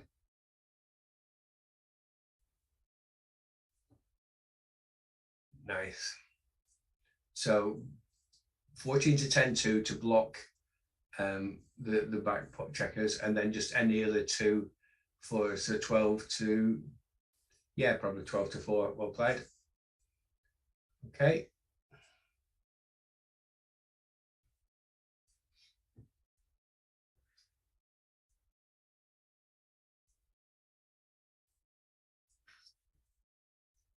See,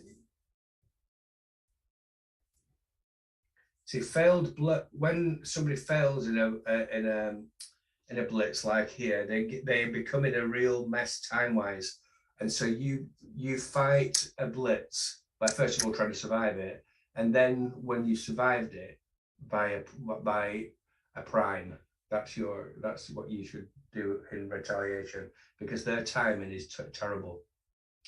Okay, so we're hoping for a lucky throw here.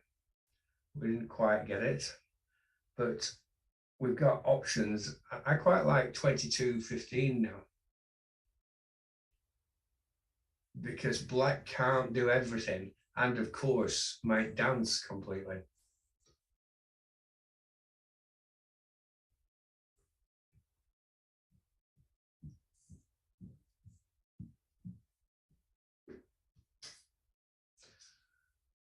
We'd so love to make the 7 point, but unfortunately we just have to make the 5 and hope.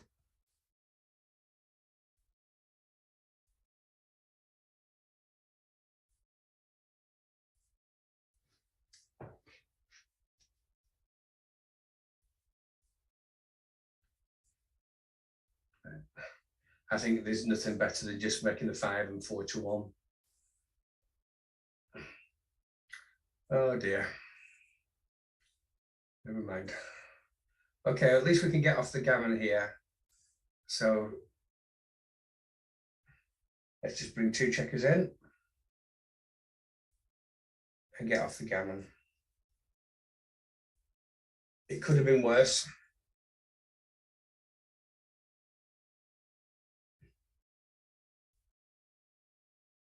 There are some really interesting pointers there. I hope I managed to explain what was going on and how you fight, what you do when your opponent has a failed blitz against you. It really helps. It can be you can be at a big advantage. Okay, let's make the 3 point. So slot the 3 and put a cover in place.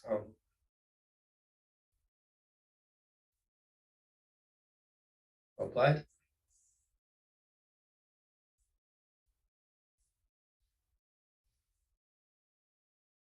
I think we've got enough time to make the 3 point. Yeah. So black has some really bad 3s coming up. So I think we just stay for one more go. I mean, even 5-3 is very weak, and even 4-3 is very weak. I wouldn't, the problem, the problem with opening up there is it's okay, it's worked out for us with that throw. We just had enough time to stay a bit longer. That's it. And then, well, I need 3 twos. Right, come on, Anna. This is your time for glory. Come on, we want a 1 here. Let's throw a 1. Oh, never mind, it's not going the UK's way, but well played. Hopefully we'll get off the gammon easily enough. No trouble getting off the gammon. So come on, UK. Quite a technically difficult game that one was. So hopefully we'll get something slightly easier.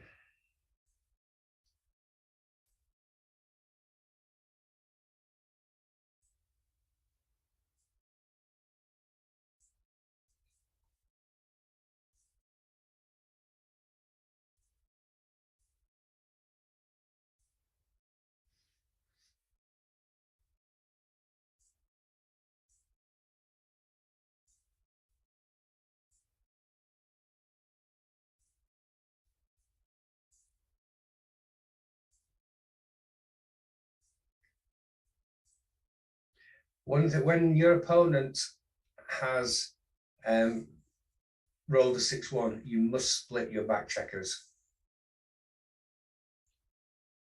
And ideally, so that 6s play well, but even the small split is better than no split.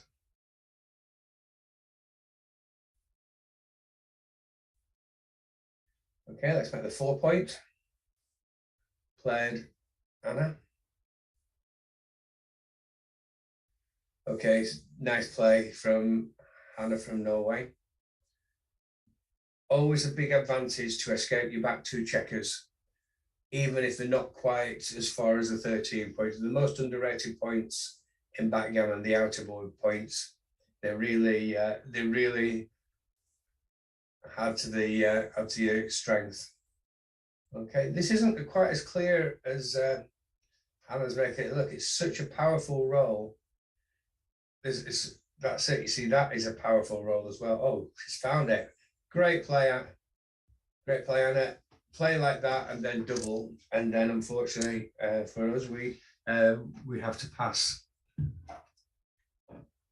Even at 2, the score isn't yet significant enough. 22 pips behind, and contact is favouring black here, even though white is on the defensive. Contact still slightly favours black, and with the race, I don't think that's a take. I could. Oh, well done, Anna. You beat me. Well played, Anna. I'd have passed incorrectly. So great play. Proud of you. Well done. I'd be interested in the cube action there. I need to have a look at it and find out what was going on, why I misjudged it. I'm afraid I've not got all the details. I might go and get my. It'll take me too long to be putting all these positions through XG.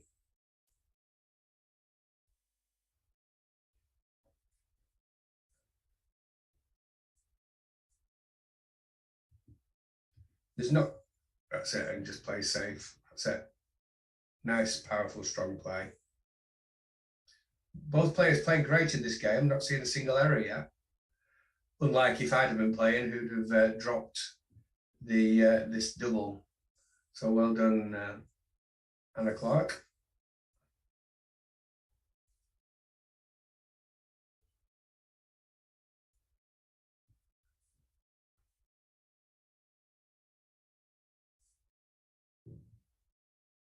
Just shuffle you, keep them. The only key is to keep them flexible. When you have a player like that to play, so I've seen in the meaningless play, just keep your checkers flexible. Keep them, and flexible means having as many builders as you can. So often that will mean 3 checkers on a point, or 1 checker on a point, because both of them then act as builders, and that's what it means by playing flexibly. So because when you've got 3 checkers on a point, you can use them as a builder. But when you've got 4 checkers on a point, you've got builders, but one of them's wasted. I wouldn't run yet. We need contact. You see, we need contact. The race, unfortunately, isn't going quite well enough for us. So, and we're not going to get gammon. You run when you're to either win a race. There's two reasons to run: to win a race or save a gammon. When you can't do either, then you have to stay. Then you stay for the contact, unless, well, yeah, that's it. That really is the case.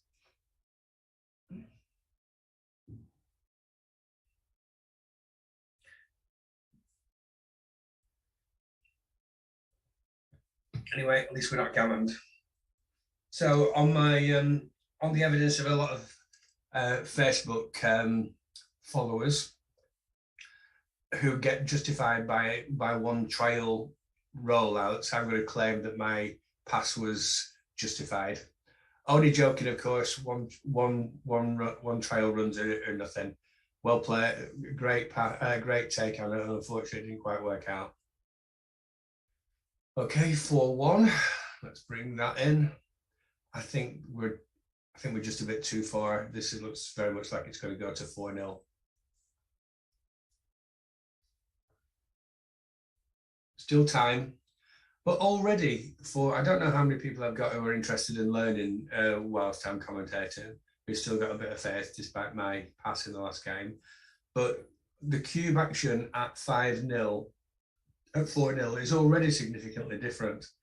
Already trailing 4-0, UK should be keener on doubling, and already Norway may not double certain positions that they would have done otherwise at 0-0. It really is that this is what either whether you use my system, which is a traffic light system, or match equity calculations, either way, you don't double quite as it already, even at this early stage of a match, the cube action is affected by the score.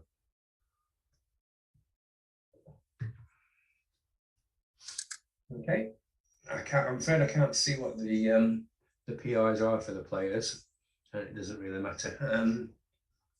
That was going all right. Anna from the UK was playing great until she stopped. She didn't keep contact.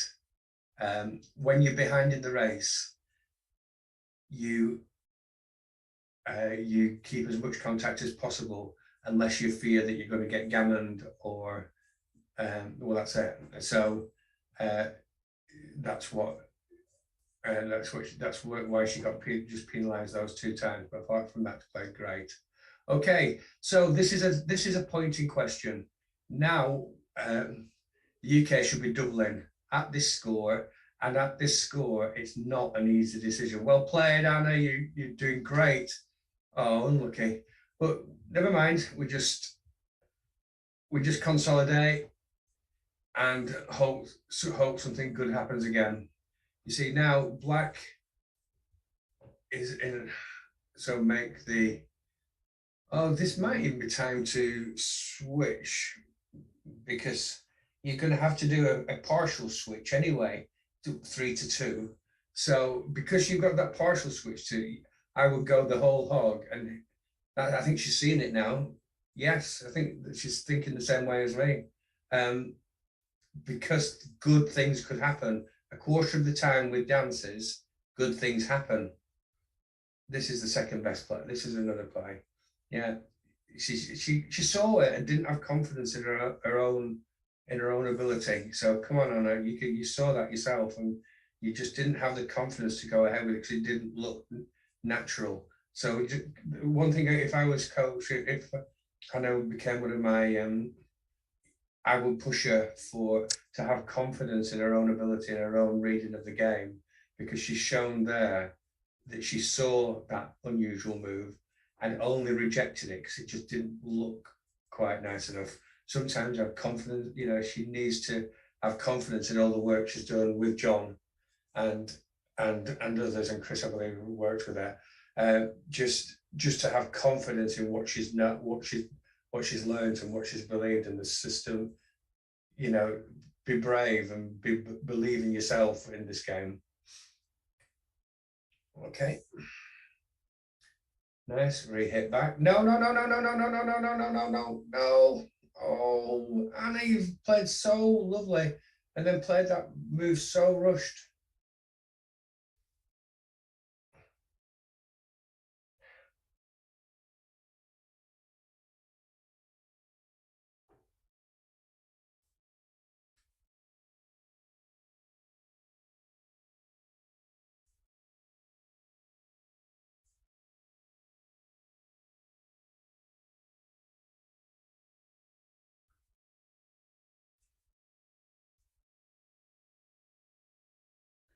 How about a double hit here? I know it's really big, but the rewards could be quite substantial. Come on, Anna, let's go for it. 7-4. Come on. Let's get what you deserve. No 4 back. Come on, Anna. You can do it. Come on, Anna. Yes. Come on, get what you deserve now. 5-4. At least we can cover the 4 points.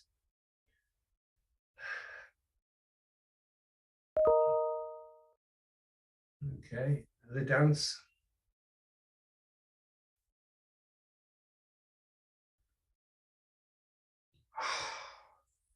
No, it's one of those times where, I mean, obviously some great players from the Norwegian players, but they're also obviously UK's not getting the dice either, but you make your own luck in backgammon, and the Norwegian team have played fantastic. But I'm very proud of Anna for doing the double hit and taking the risk, and she's still getting some reward. Oh, this is, you're normally better blocking 6s than you are, because that's the hardest thing for your opponent now to escape his back 2 checkers. Right, black would have already been off. So can you see how Anna from the UK is having to change from blitzing to priming, depending on how the dice, what the dice tell her to do, and she's doing it well. Nice play. Oh, come on. We desperately need a 5 or a 6 or both, even better. In fact, it's slightly, do we go with both? I would think yes. Yeah.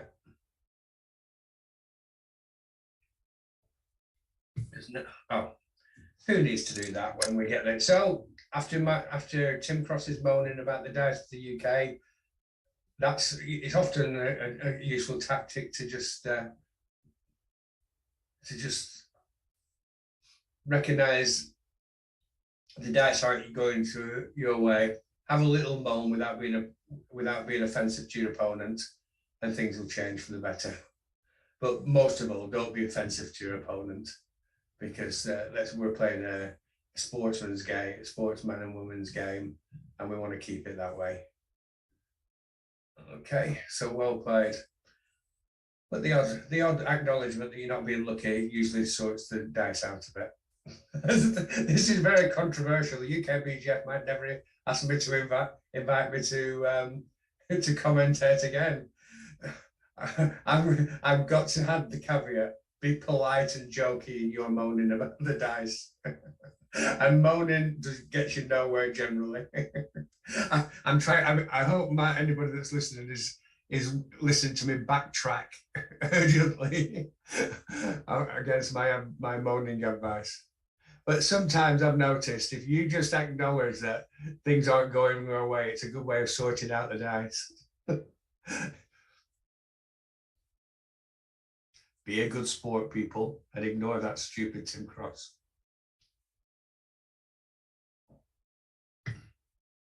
Okay, so when you're in this position, you want to clear your points as quickly as possible. Oh, I'd have played that. I'm surprised. I've been teaching. And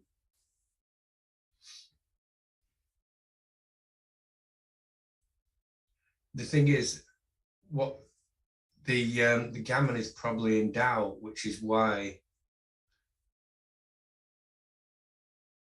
Oh, this is the shot time. 1, 2, 3. I think you can't afford. Yeah, just minimize shots required. Oh, this is cruel. This is cruel. This is a cruel game that we play. But the Tim Cross, the Tim Cross overreaction to bad dice is working again.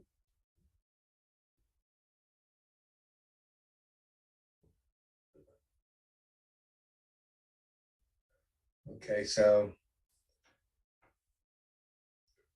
Hannah from Norway has really got a text. I hope you noticed, Pete. I hope you noticed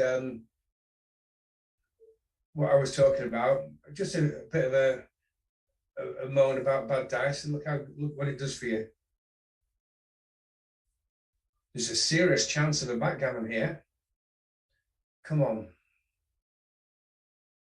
Wow. Double or a one. Well played, Hannah from Norway. Optimum ability to get off that, but wow, backgammon things change really quickly. What looked like we're going to be a turnaround and a 6-0 victory because Hannah was so unlucky, and suddenly a one throw of 1-6, and we're back at 4-all, and the luck's equalised. So for now, I won't be commentating on the luck factor. I think I've got the reward. Okay, let's see now. So I see the double four was a great start for Norway, and White is in the position now just to try and consolidate. This may just slow down a bit, and this may be the time where you need to come out 24-21 and save to the one, because White, this is time, and this is a double for me as Black. I think Black missed a double there.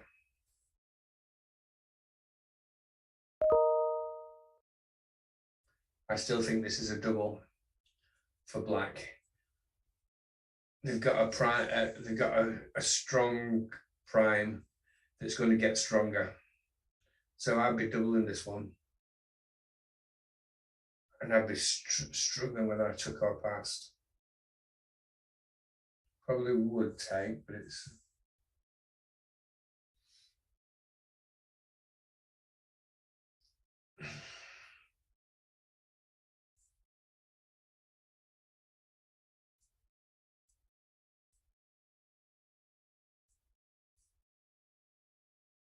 I think I'd go for the 5 prime rather than that. Yeah, I like that.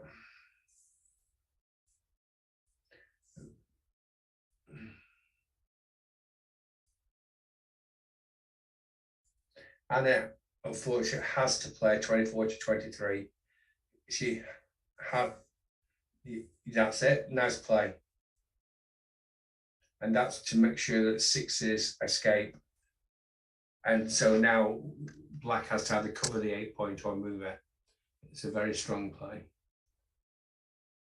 And Black, she's thinking of doubling now, which I still think it's a reasonable double, but it's a lot, not as good a position as it was prior, but it's still a reasonable double though, because of the priming potential and equal race. So I'd still double this position, but I'm quite surprised she's doubling now when she didn't double a couple of rolls ago, which is still, I would still like this double though.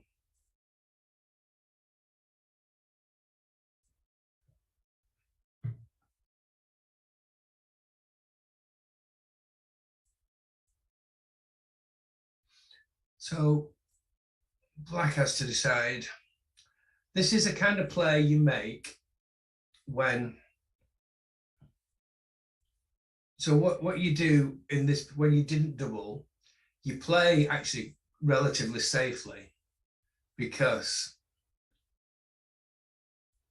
you want to like move the. You've got a very strong double next roll. But of course, as we know, it should have been double last roll.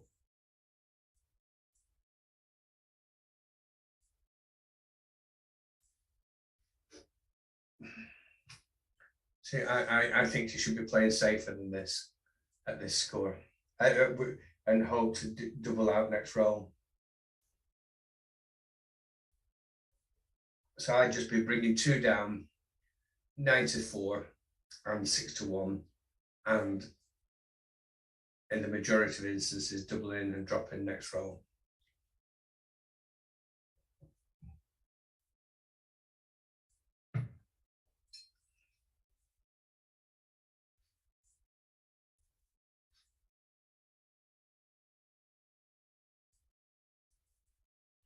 Okay.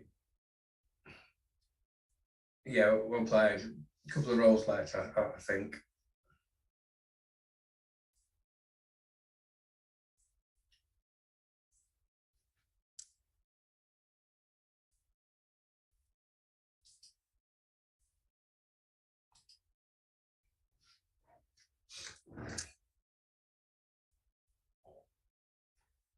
This is interesting.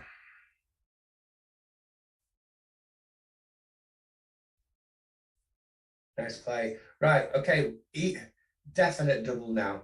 You've got a 8-pip race lead, a 3-pip board instead of a 1-pip, a 3-point board instead of a 1-point board, and you've got one of your opponent's checkers in the air.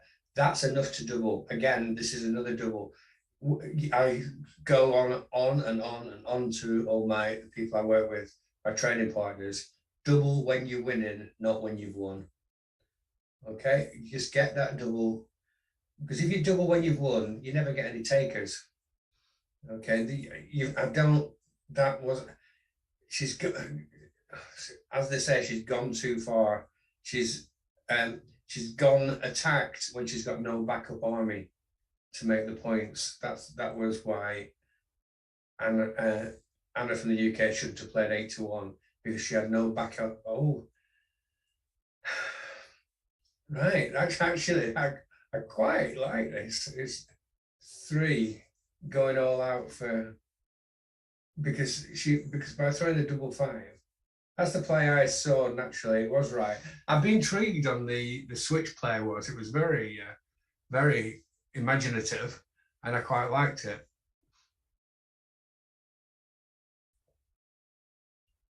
(24-23), get your back checkers moving, because there's nothing else that massively improves your position. So we just get our back checkers moving. Nice play, Anna.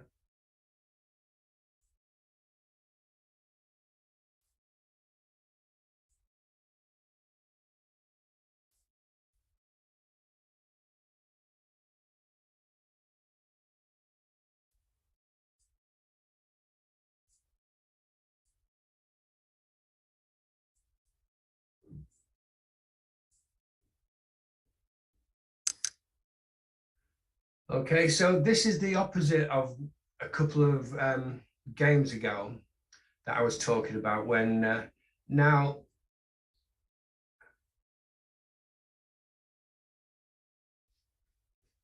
so where are we here? It's never too late to get your golden point. Just get your golden point, Anna. That's it. And it, well, 24-23, 24-18, nice. But having the golden points gives you strength for a long time. You want that golden point. I think, I'm pretty sure. I can see the attraction in that it's got a lot of checkers pointing at the 4 points. But let's just make the golden point and then play on from there. No, that is no. 24-10 has something. No, that's not. It's either 24-10. Oh, no. Unlucky, Anna.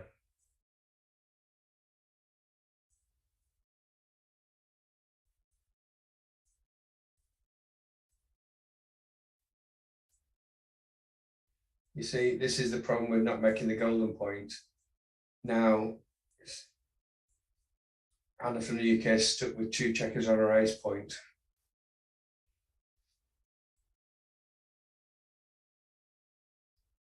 Okay, this might be an interesting double. No, it's just a bit too early to double, I think, because the take is too easy.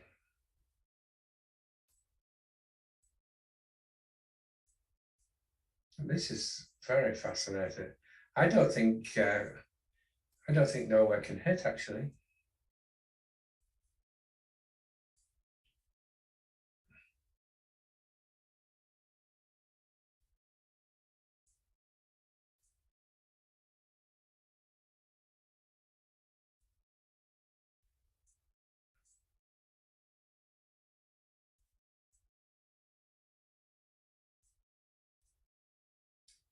Now, these are really intriguing positions. Hitting or not hitting when you've got the weaker board are really tough decisions. Really, really tough decisions. I tend to think she can't do, because this could turn so viciously against black. But I don't play aggressive enough, but I would have been right in this is to not be aggressive. But that was an intriguing play. Well played.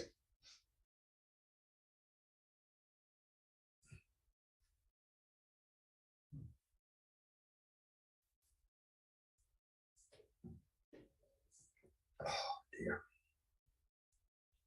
Oh dear, oh dear. I need some.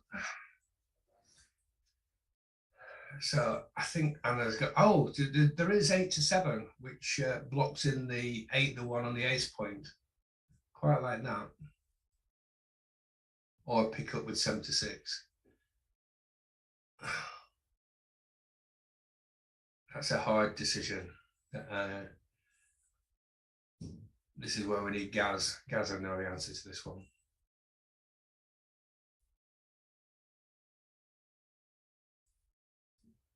It was 7-6. We're in a bit of trouble here.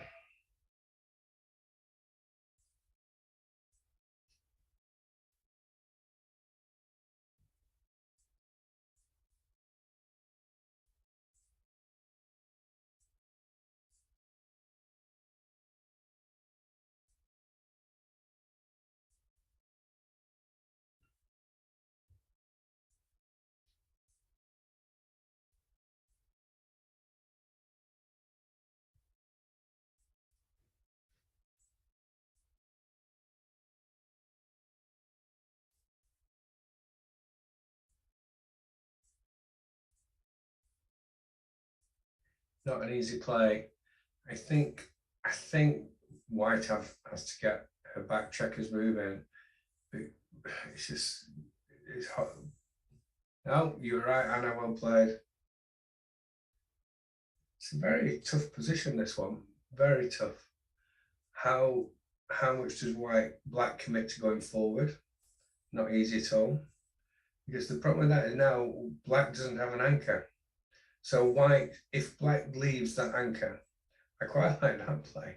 That could have dramatic positive, it really turns into a one roll game, but that looks a bit, I think we just got to play that one. That's my play. It's a bit wimpy, but so the correct play would have been 8-3, 8-2. Wow. Well, just go for it sometimes. I could definitely see why. I didn't like bringing 2 out. It was just made you too vulnerable. So 4-3 from the back. And hope that white black doesn't anchor.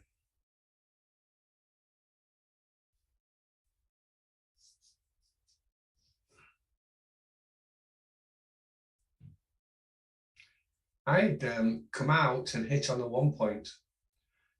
Big things, big positive things could happen here. Well played. Anna from the UK is really good at seeing the big play. Really good.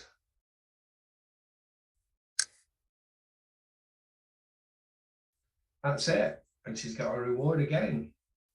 So 24-18. And play safe. And that's it.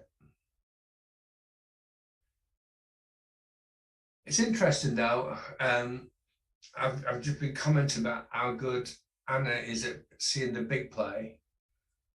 But that, in the same way, is maybe a strength and weakness about, because if you remember in one game, she was happy to play with a lot of blots, and that became that was what affected her in the end. So Anna is a really, so one of the things Anna doesn't have to worry about is being brave enough. What she's got to do is, we all have to look at our strengths and weaknesses and decide what, admittedly I don't know a game inside out, but my immediate reaction is that she just plays too aggressively, which as a general rule is a really good thing. So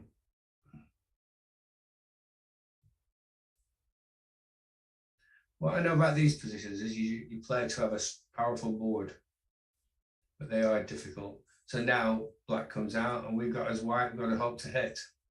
Yes, again, that's good. And how big do you go? I'm not sure. The problem with that one is it blocks sixes don't play well.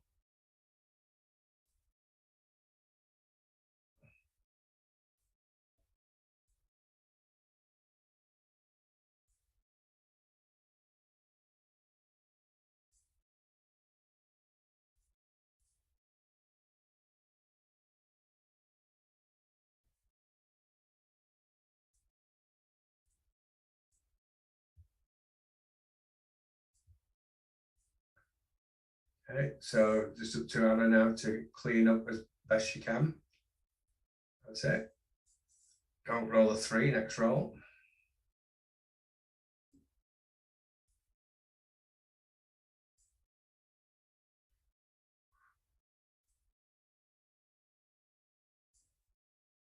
Nice play.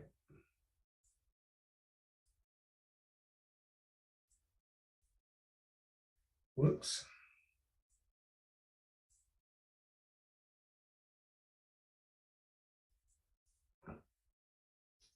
Oh, it's a cruel game.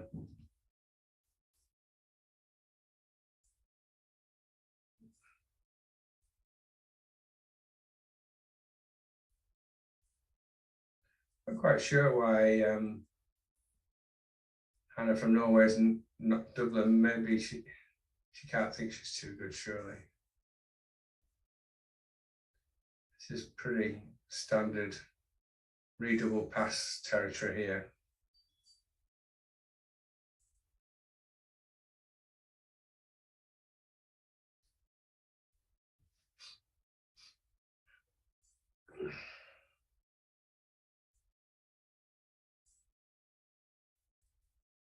So now, indeed, Norway have hit the point where they are too good to double. But you just got to be careful. Don't take it too far. For example, here, double 6 leaves a shot. And so it's only, so now it's touch and go whether it's too good or not. Back into too good territory now. We've got no shots, nothing that leaves a shot. But it's, the problem is there's so few gammons here. Just be really careful. If you see any sequence where you can leave a shot, see, I'd be doubling here because that's it, well played, because it can go wrong and it can go, it's not worth taking any risk at all. So this is a clear pass. Okay, so just a couple of after hitting a couple of missed doubles. Just give Anna that chance just to roll well. Anyway, it's now 7-4. So Anna needs 7 from UK, and Hannah from Norway needs 4. So we should see quite, again, both players are, it's very likely we see cube action at this score, because there's a lot of takes and passes in this at this score. Oh,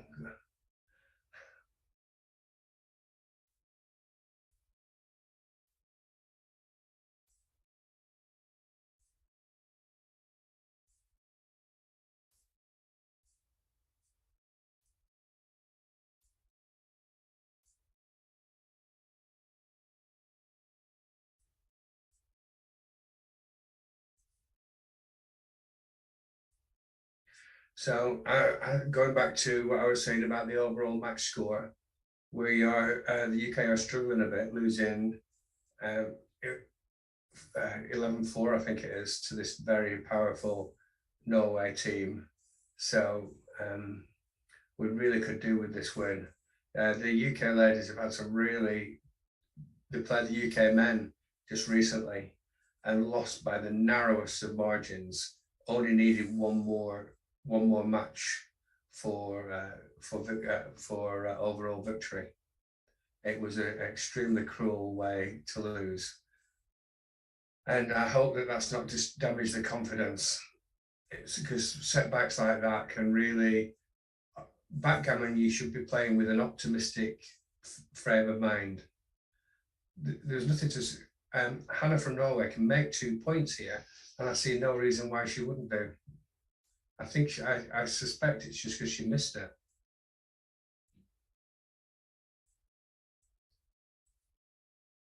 So, and I just wouldn't worry when it was one of the cruelest things I've seen in backgammon, because, of course, naturally, it would have been a massive feather in the UK ladies team to take off, to actually beat a very, very powerful UK men's team. And they were the first time we ever played the match, the UK ladies were really close at West Yorkshire, and we won 2 or 3 matches on the trot to beat them. This one was even more cruel. The UK men needed to win the last 6 matches to pit the UK women, and it happened. And things like that, however strong-minded you are, can really affect your game. You have to try and maintain positivity about with your game, but it's really tough. It's really tough. So, like I say, they've shown how strong they are, and let's hope they get back to the best really quickly. They've had a nice. I must give a little shout out to my protege, Safi, who's a newcomer to the UK women's team. I've noticed already she's had a good start to this match, and she could well become a regular fixture in the UK women's team. She's an excellent player, and I have hopes that in as little as 2. I mean, I don't want to put pressure on her too much, but I have hopes that in as little as 2 years' time, she can be making a bid for the joint UK men and women's team, the Open team. I believe that she's got that much potential, but we all know it's a lot of work, and she's got university, and she's got lots of other things in her life, but it's going to be really tough. So I agree with this double, even at this score, because 4 points gets right through to victory. And this is really, but on the other hand, White's got some. If White does take here, then she must be really keen to reship the cube as soon as she gets. She was right to drop, though. You see, the reason you can drop is you put your opponent at 3 away, which isn't much better. So the cost of dropping is not massively significant. Okay, but now things have changed. It's 7 away, 3 away. Black has to be really Black being Norway has to be really cautious about cubing, and White can be very aggressive with the cube. So we shouldn't be getting any cubes from Black anytime soon here, from Norway anytime soon. Okay, 4-2. So Norway just carries on slowly improving their already strong position. Of course, Norway's got the better anchor and a small race lead, but now suddenly that's an equaliser for Anna from the UK. Well played. So again, we're a long way from a cube for either side for now. We're looking, we're looking now for somebody throwing a big double or see black now just plays safe. It's a case of playing safe, and a play like 7-1-4-3, which is ridiculous in the majority of his instances. I like that. It's good because of the two checkers on the ace and on the 2 and 3, but you don't get massively paid off for a player like that because white will just now strengthen the board, and it's all about no. And again, was she right with that 3-2? Wow, well played, Anna. I thought I didn't like that play. I've got a feeling that there's a slight tendency in Anna C to play with too many blocks, you know, and that's because of her lovely natural pure play and pure style play. But she just needs to rein it in slightly. But like I said, that it's very hard because that's the strength of a play. Playing a lovely pure game, and on top of that, being prepared to play the strong confident plays that she can. It's part of the same thing. And what I advise my training partners is be aware of your own strengths and weaknesses, and play to your strength, and but once you're aware of your own weaknesses, like I particularly don't play pure enough, it doesn't come naturally to me, and so I have to constantly remind myself just to play more pure, play the, you know, don't play the quite as safe play all the time, just constantly working on myself and reminding myself. So a tip for anybody is learn what your weaknesses are, learn what the strengths are, and play your strengths, and stop playing your weaknesses. It's that simple. It really is that simple. Oh, I'm really interested. So now we're at, and don't play this quick because this is difficult. It's only a single shot. 1, 2, 3, 4. But the problem, the single shot is a winner because white won't be able to take. It's an interesting double too. So what's the race lead? It's equal race. Yeah, I'm doing that. It was the hit play, but it was a difficult thing. I haven't had time to work that one out. 4-3, so black just improves, and it's an equal race, so this will be interesting. So there's no point saving sixes. Let's just run when we've got the strongest board possible. Well played, Anna C. Okay, nice. 6-3 is. Oh. No, it's a bit too big a double here, especially at this score. This is definitely not a double for black. I don't think you much option. Oh no, that's too many shots.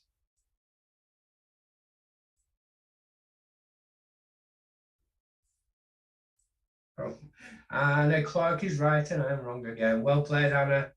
You're a star.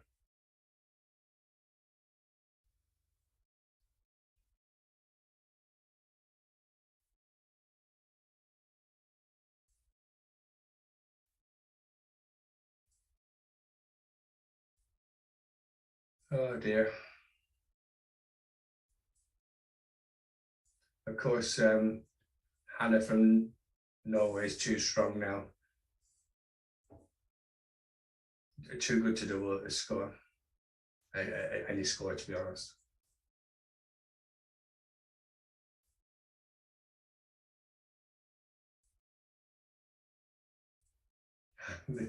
Oh, don't double. This is such a cruel double if this is a double.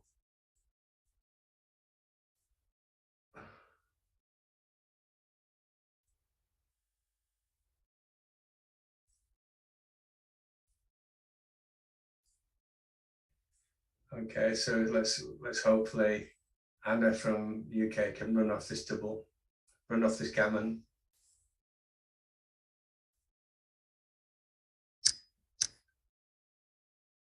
Yeah, that's a good throw. Should be okay now. Yeah, so the score is now 9-4. So Anna from the UK trailing 9-4. The cube action is quite easy for her, really. She just doubles aggressively from now on in for the rest of the match.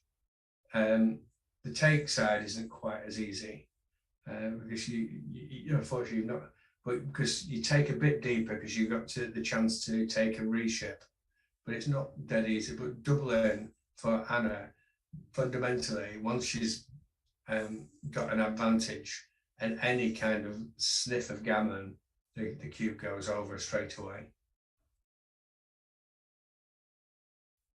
Okay.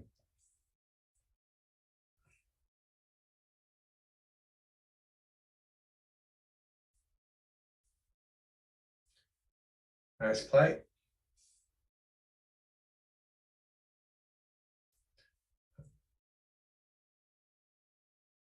What's it's no. I don't think so. I think it's hit and make the golden anchor. Yes, yeah, that's pretty straightforward to me.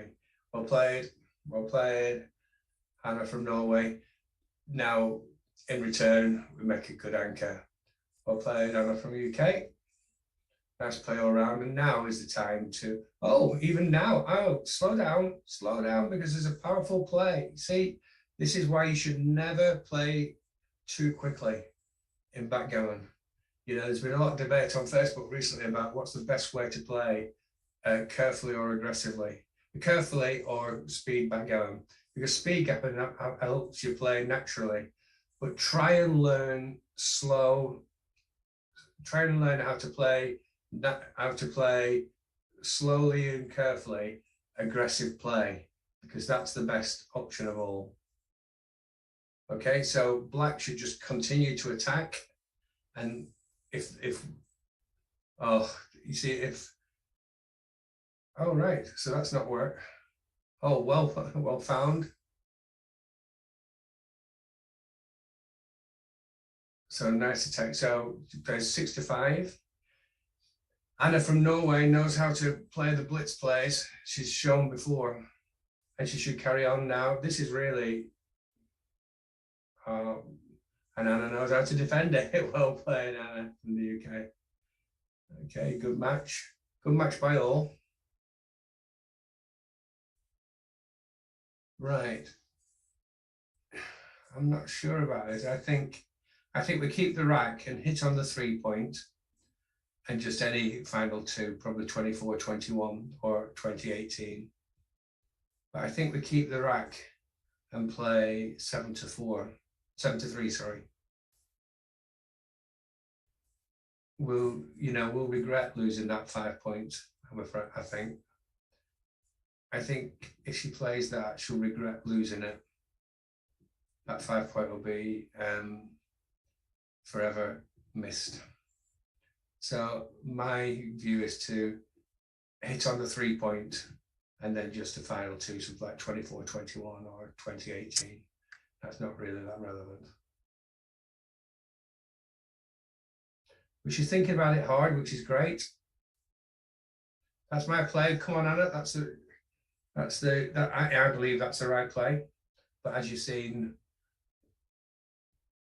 from this commentary, I don't make the right play. I don't make the right choice that all the time. So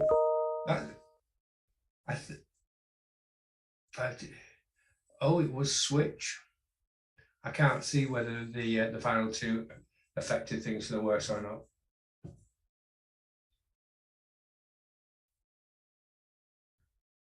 So now this is what I was talking about. At 4-9, white can double now. At a normal score, white couldn't double, but there's so many gammons here that white should now double. But well played, Anna. There's some parts of Anna's clock's game that's fantastic. There's really, she's obviously a great coaching from Chris and Jon, and she's a naturally talented player. Just like I say, the only thing I would do is slight the rein back on her aggressive tendencies, but it's It's a hard thing to do because sometimes you miss it when you know, it's a hard thing to do because you sometimes then lose some flair by doing it. Oh, double. It was right. Correct double.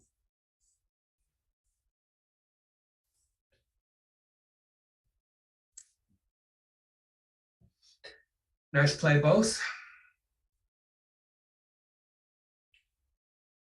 But again, now Anna from the UK is 6 away. Should be even more aggressive because she can, even number away, she can win this match in one or two, in a couple of games if one of them's a gammon.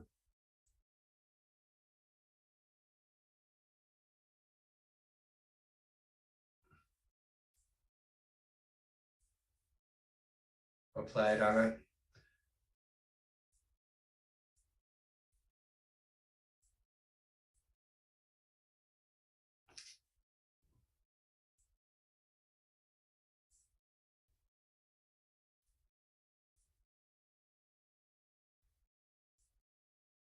I quite like that play actually with a small racing lead. I quite like that play. Plenty to. No, I think 1850. It's a choice between making the 5 point or 18 to 15 with 2. And I slightly prefer 18 to 15 with 2, but let me just check. Yeah, it was 18 15 with 2.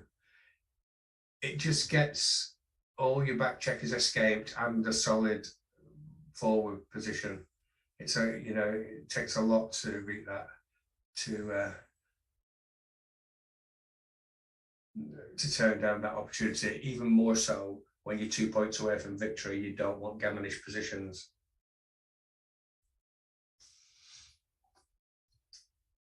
That's it. Play it, Anna. 2-1 for white. Nice. 4-1. Just bring another one down. Same for Anna from the UK.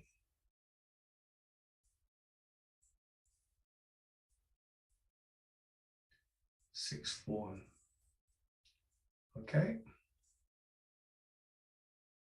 At the 2 point.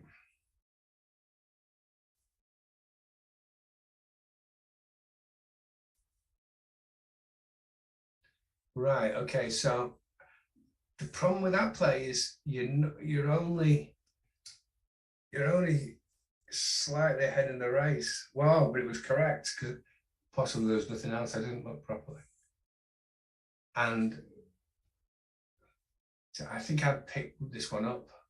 You'd be against a 4 point board. Well played, Anna. I like that play.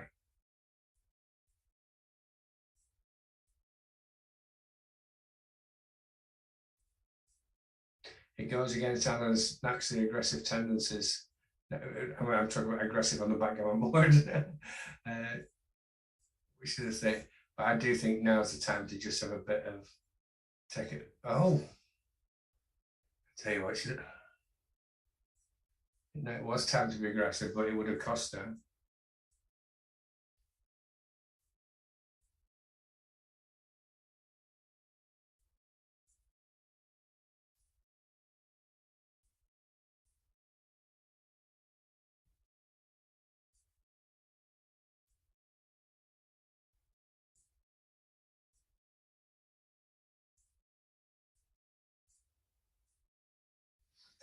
So black runs a back checker, only leaving 2s to hit.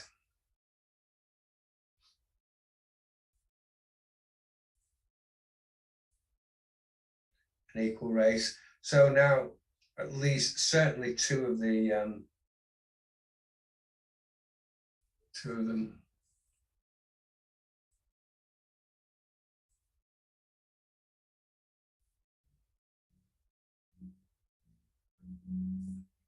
Certainly Anna C needs to play 21 to 18 with 2 at the very least. That's fair enough. Yeah, well played. Nice play.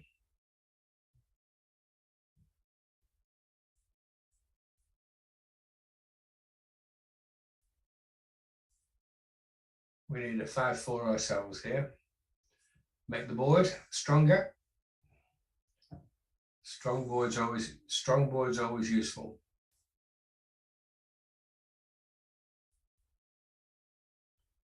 Well, why are you not making the board, Anna? She saw the right play.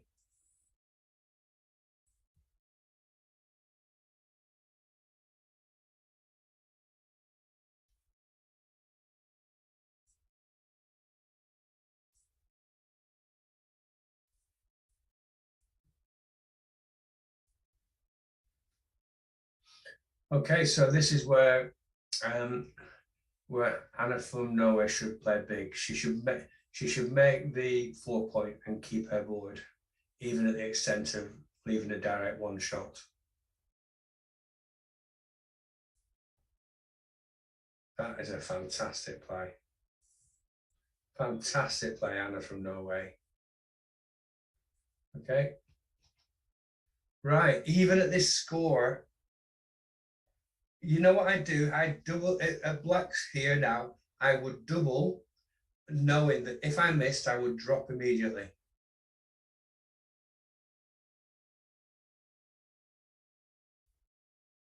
So it's like, so you double now, and that means that if you win, if you hit and win, you win the match.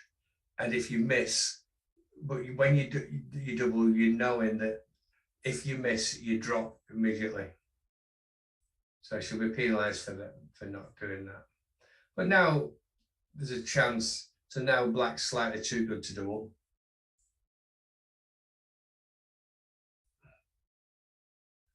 This is interesting. Oh, Norway's got some technical tricks up her sleeve. Right, now's the time to double out now.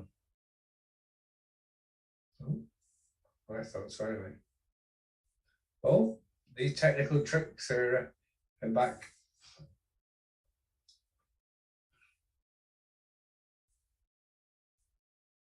Oh, wow. And is she going to be really big and play 7-1?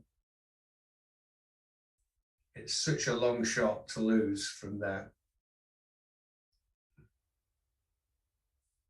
Oh, Hannah from Norway, she's got all the tricks of the trade. Well played. Exceptional play.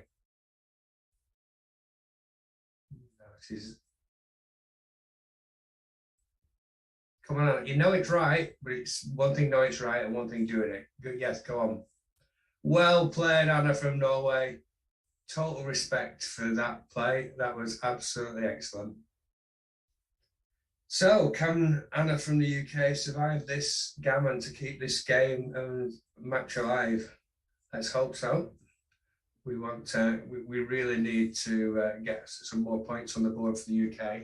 But having seen, you know, Anna from Norway's play has been good since the start, but her technical play then was just absolutely excellent.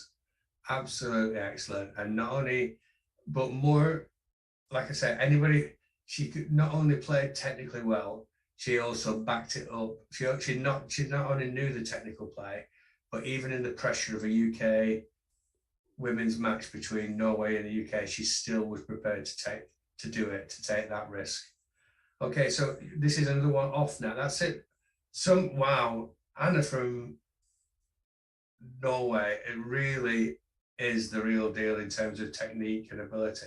Just a bit more, so she's not got a long way to go. It's excellent stuff, this by Anna from, she's not got her reward, but then again, of course, I'm supporting Anna C to play Win Alive. So that should be good enough to save the gammon that Anna from Norway has been playing so aggressively for.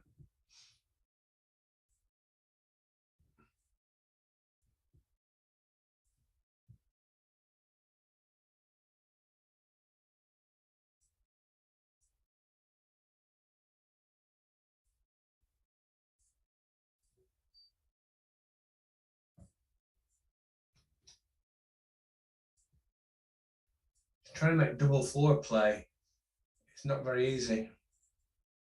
I don't think it can be done. Well played, Anna, for doing the best. I don't roll double four. Well played. So we go on. Backgammon is a strange game. It can always turn round. Okay, so now we're at 10-5.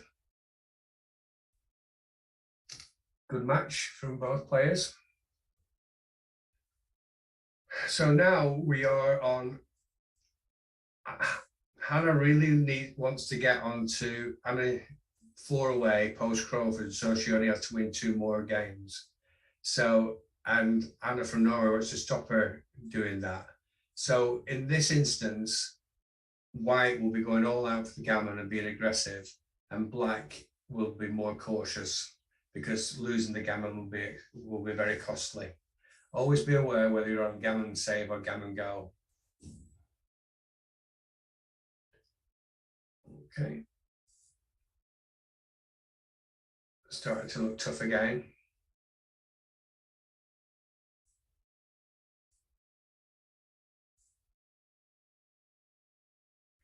Right. Yeah, I think I agree. So Anna from the UK has to hit. She's not really what she wants to do in a lot of ways, but she has to create contact.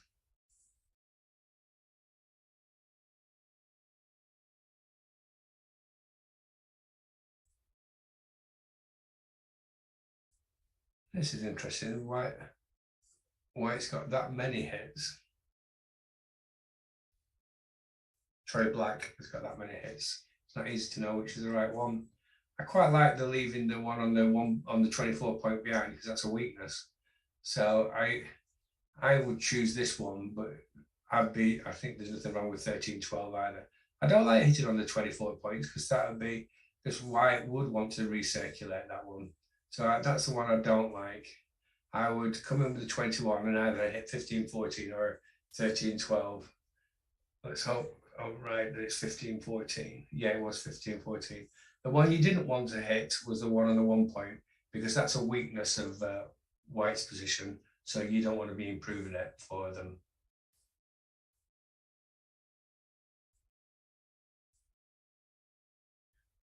Okay. Double hit here. Yep. It's a really nice play from Hannah from Norway. Some real understanding of back. Yeah, some real. I think that could be. Yeah. Are we prepared to let White get a 1 point, 1-2 backgammon? No, we don't really want it. So.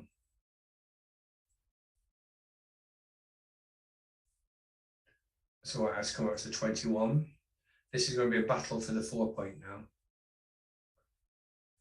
Or Black has another alternative, which is to prime. White is really stuck for different game plans here, which is do we stay in a back game? Do we try and win going forward? It's far from clear, and it's not an easy decision.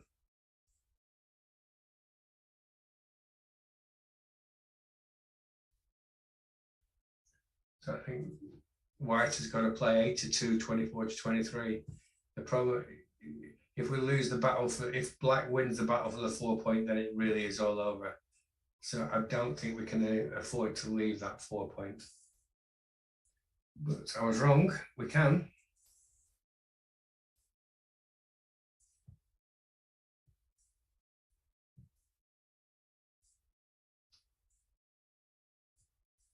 Okay, so what's the timing battle? White's got a chance.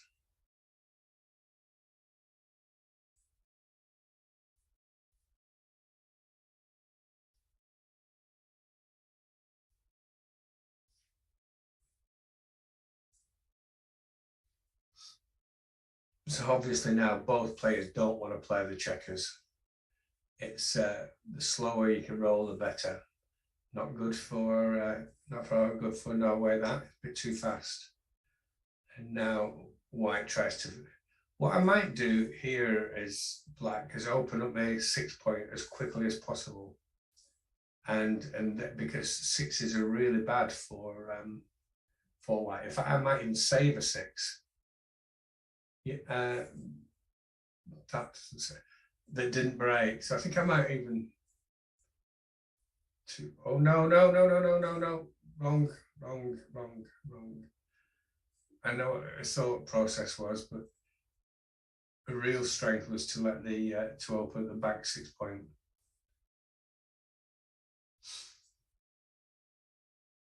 So just one off the 6 point. That's it. Well played. Oh, it's all. That's the one that's just. So we're going to find it really, really hard now to contain. Even if we hit a shot, it's going to be really hard to contain a checker now. But hope springs eternal. So 2 off.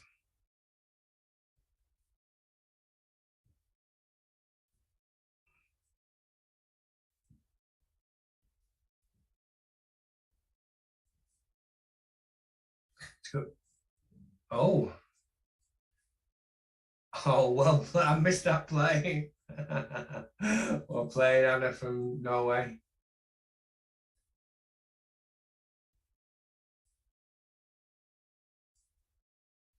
Well, that looks like the end.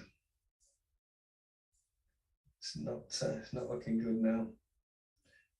But some excellent technical play from Anna from Norway. Really impressed, especially in the game, just not this game, the game before last. Excellent play. Excellent, truly excellent play. And they're a tough team to beat. Obviously, the Norwegian women's team. I wish them most success. They certainly have got the ability. And the UK women have got the work cut out.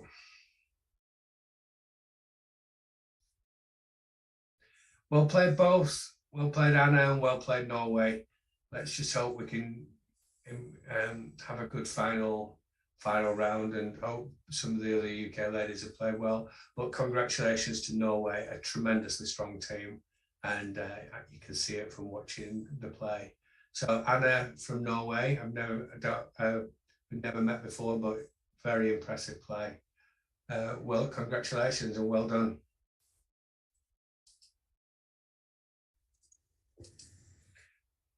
Hi, Julia. Are you back? Any more news on any other matches?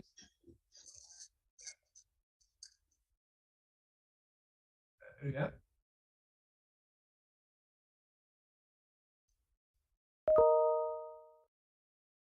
Right. I'll leave you to comment on that because I struggle to get in and out of heroes without going out to out completely. And is there a way of now leaving this match but staying in Heroes 3? Yeah. Yes. Exit match. Yes. I've done it. I've done it. Yes. Right. So we really need Rachel to win this one. And where is she? And she's. Yes. Yeah, I can see it. Yeah, I can see it, and it's a real. And Rachel's not giving in. Come on. Yeah. Oh wow. Oh, she's now favourite. So this is a technical play. She must play 42, 3 off. Well played, Rachel. Well played, Rachel. That's okay. Oh, that's yeah. It doesn't actually. As long as she gets 2 off, she's okay. That's well played. And what a comeback!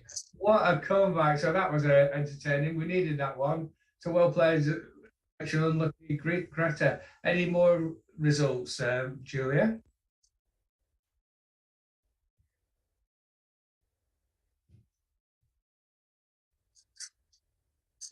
Oh, good. Yes. Brilliant. Oh. We were just you wanted to do. You were supporting the commentary team. That was it. That was, I know. Yeah. Well done. Yeah, but it's of course, and it's entertaining. Yeah. Yes, absolutely.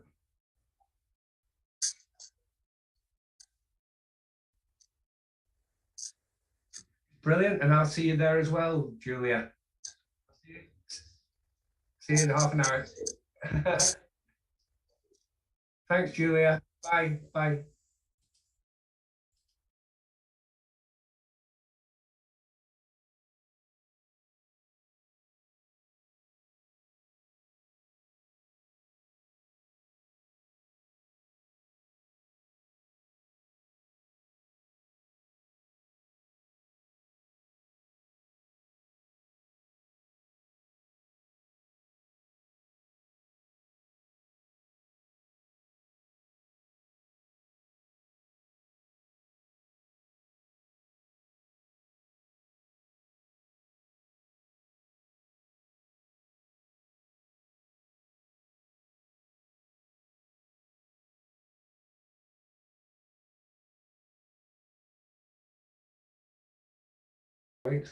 Which she has done.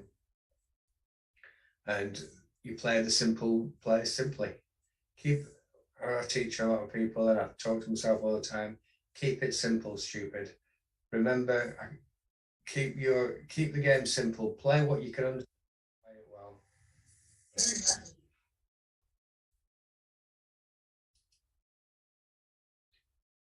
Okay, so it's still 2-0 to Julie in the match. This doesn't really alter the cube action that much. Slightly, obviously slightly, but very, very little. No, it's hardly noticeable. Right, so we hit here. Julia, nice play. Big swing. Almost to the point of us having a cube now. Because positionally, we're in a really strong position, but we are behind in the race, and White's got a powerful anchor, which will probably hold the cube off.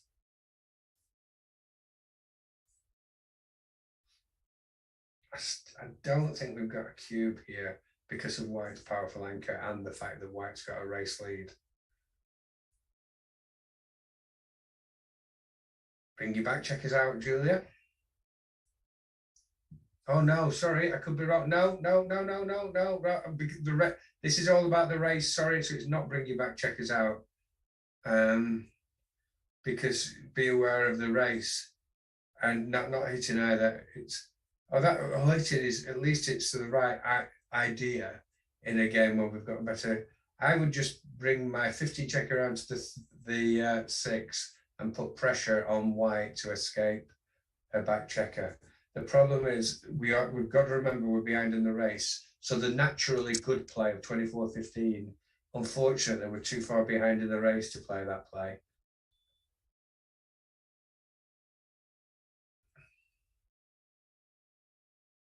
Positionally, we're along. These are really tough things to play. These positional advantage versus race leads.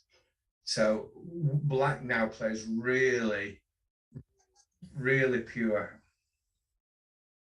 Okay, so now Black can go 13 to 4-3 because we actually want to retake it. We're actually pleased if not with that. Okay, oh, that's nice, and cover the 11 point. Now Black is controlling the board so much. Black's able to double soon, even with this massive race deficit, because White is going to really damage the position on 90% of the throws. White really needs to play with it. If White doesn't move, can't play with his back checker, they get in real problems. So White needs a 4 or a 6 desperately. I don't know why White's thinking if White's even contemplating the double, they're really on got the wrong end of the stick. I don't think Black can double here because the race deficit is so big.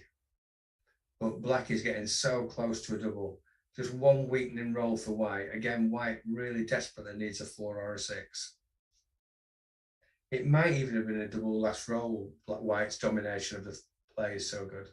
White's got the wrong end of the stick here. They're actually contemplating cubing, and they are massive underdogs. They've just thrown the double joker that I was talking about.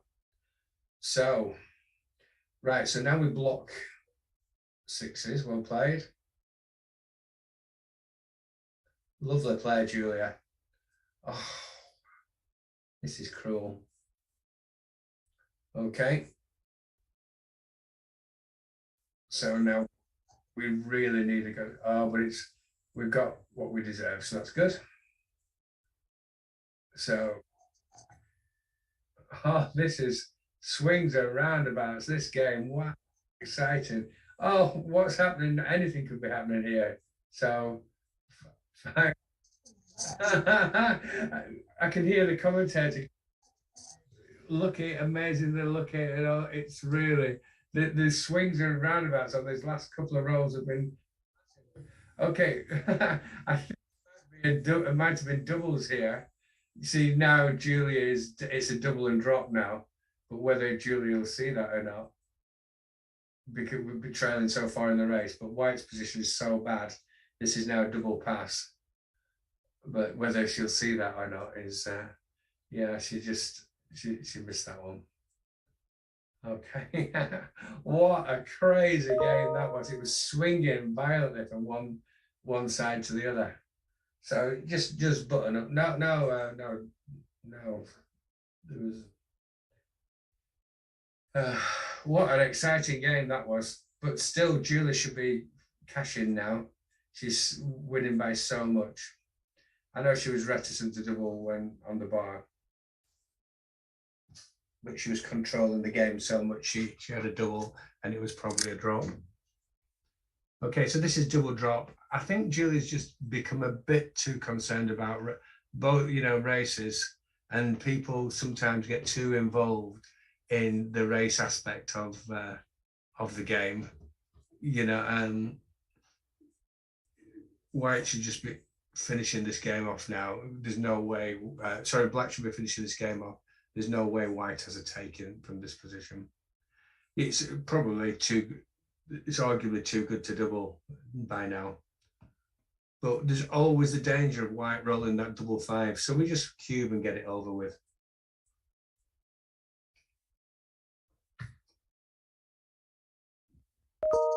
I'll play Junior. Now this is a drop. So let's just check. The only thing is, because Kaya was contemplating doubling earlier, she might not realize. So Julia got punished slightly there for a double because it was too good to double. Perhaps by the time she did, but just be careful playing on for it's too good to double too many times. It can go wrong. So it's 3-0 to Julia. She's 8 away, and Kaya is 11 away. So all to play for, and at that score, there's not that much difference in the cube action because Julia is an even number away, but in the lead, so it almost cancels itself out. But probably she should be slightly careful, but very close. Okay, 1, 2. Nice to see Julia fighting for the glory points. Again, if nobody knows what the glory points are, I'm afraid it's me who's chosen that title for them, which is the 4, 5, and 7 points. Okay, really interesting now for Kaya. Yes, I'm with that. Because there's so many checkers back, it's not as important to send another one back. And so it's much more likely to be a positional game. So excellent play by Kaya there. Excellent. Because if obviously if Black had got 0 or 1 points checkers back, absolutely, then we send another checker back. But because Black's already got 4 checkers back, we don't. The marginal benefit of sending another checker back isn't worth it. Okay, so now it's all about that 4 points. So well played, Julia has realised it and realises. So now Black's in it for quite a while, because they've got either a. I'd have made the 3 point. It's a point you want to make, so make it.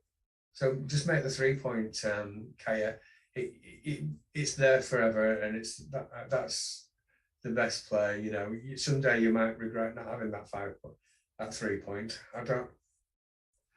Let's have a look. But it turns out to be only just right to make 3 point. So well played, Kaya.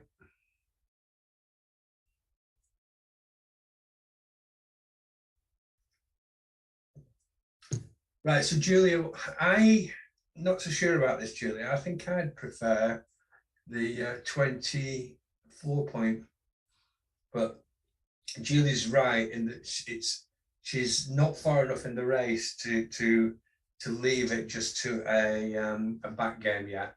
She'll play the back game when all else fails. It's nearly near. My saying is, the best back game is no back game. So, because people often, this is a nice double, but there's so much play back in this. I think we've still got to take the key being there's only 2, 4, 6, 8, 9 in the zone for white. So as long as we win the battle for the 1 or 3 points, we've definitely got a strong game. So I would take this one. Well, the double and take, we'll find out if I was right. And Kaya, sticking to a game plan, is playing extremely aggressively, which is nice to see. Okay, so Julia definitely needs a 5. Let's just check that the double and take were correct. Great play by both again. Well played. We really need a 2 or a 3, Julia. And this is what... Oh, this is a mix. Yeah, a mixed match. So now we're back in the game, but we still don't want to commit to a back game. We're still not far enough to commit to a back game, so we're going to play really loose here. Now this is really tough play. So what are we going to do? There is so many options here. This is the kind of position where grandmasters PRs go down the tubes. Do we go forward? Do we go backward? I would end up playing 22-13 because I want to keep that 21 point anchor. Because what do we do here? What do we do? I feel that because I feel like I can bring oh, that's my play, Julia. Go for it, Julia. Let's hope it's right. There you are. Oh, that is really good backgammon, Julia. Top quality. Impressing me more and more. This is very committal, and I don't think she's got enough attack to do this. I think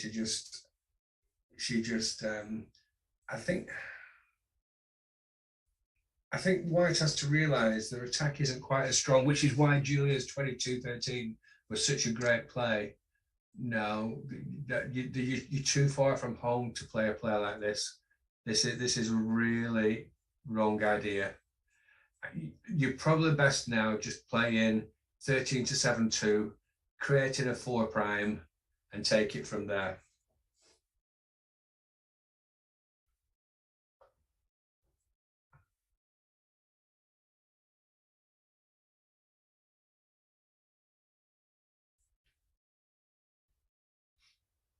This isn't bad either. This isn't bad either. Slightly preferred making the. I slightly preferred making the. Let's move 21, 18, 13 to 10, 3. I wasn't right either. You wanted 21 to 18, 13 to 10, 3. Okay, 3-1. This is a complex game. Yeah, so Black still isn't ready to commit to a back game. It's 23-22. The problem is Black isn't going to hold this back game at all. So white here mustn't hit if Julia plays this play. I would still try and win going forward with 13-12, 12-9.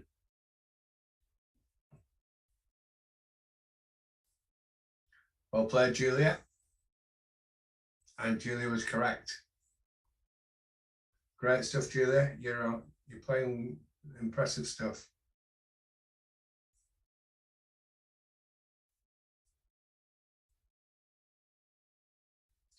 Okay, so we're now slotting the 4 point and either slotting the 3 or 13-8.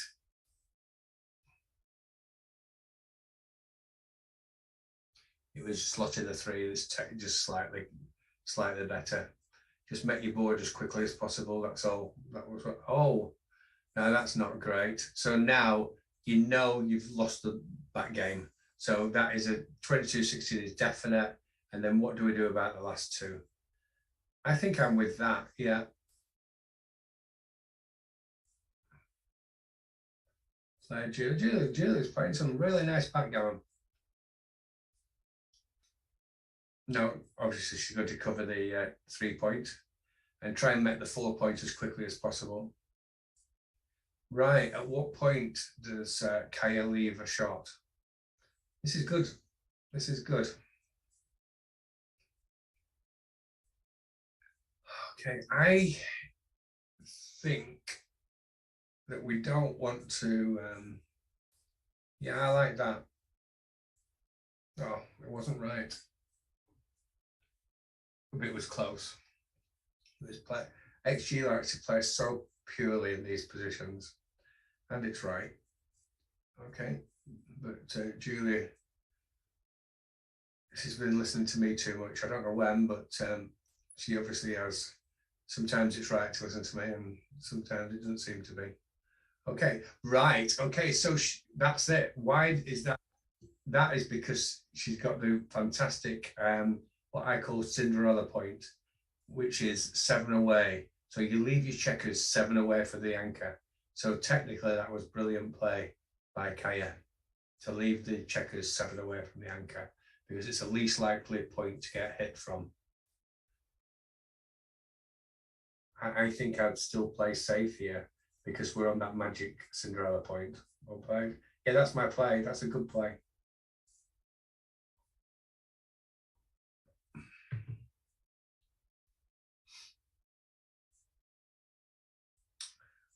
Well played, Julia. Okay. There's no point in paying now and playing later type thinking. Oh, so what?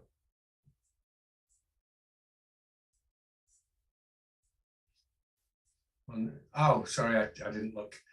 Black's board wasn't strong enough. We should have played. We should have taken the chance now, because even if hit, it would have. So now is not the time to leave an indirect. That's it. But the time before, what the difference is, Black's strength of board. Okay, that's it. It makes his board. Julia makes her board as strong as possible, and that's where we go to 4-3 for Julia. Yeah, this is really, what does Kaya do?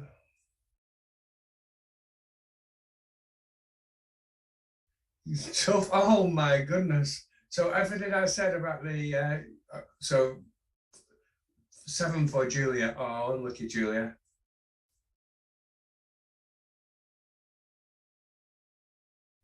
There's nothing. She wants to stay back and just the race isn't quite close enough for Julia to leave yet, and there's still chances that Kaya won't be able to safety that checker. But it's looking all over. But we've still got race chances. So come on, now's the time for a big double, Julia. There's still race chances because of the awkward distribution that Kaya's got, and here we go. Now, so how many checkers off have we? So a big double now, and we need to clear these the 6 and the 5 point.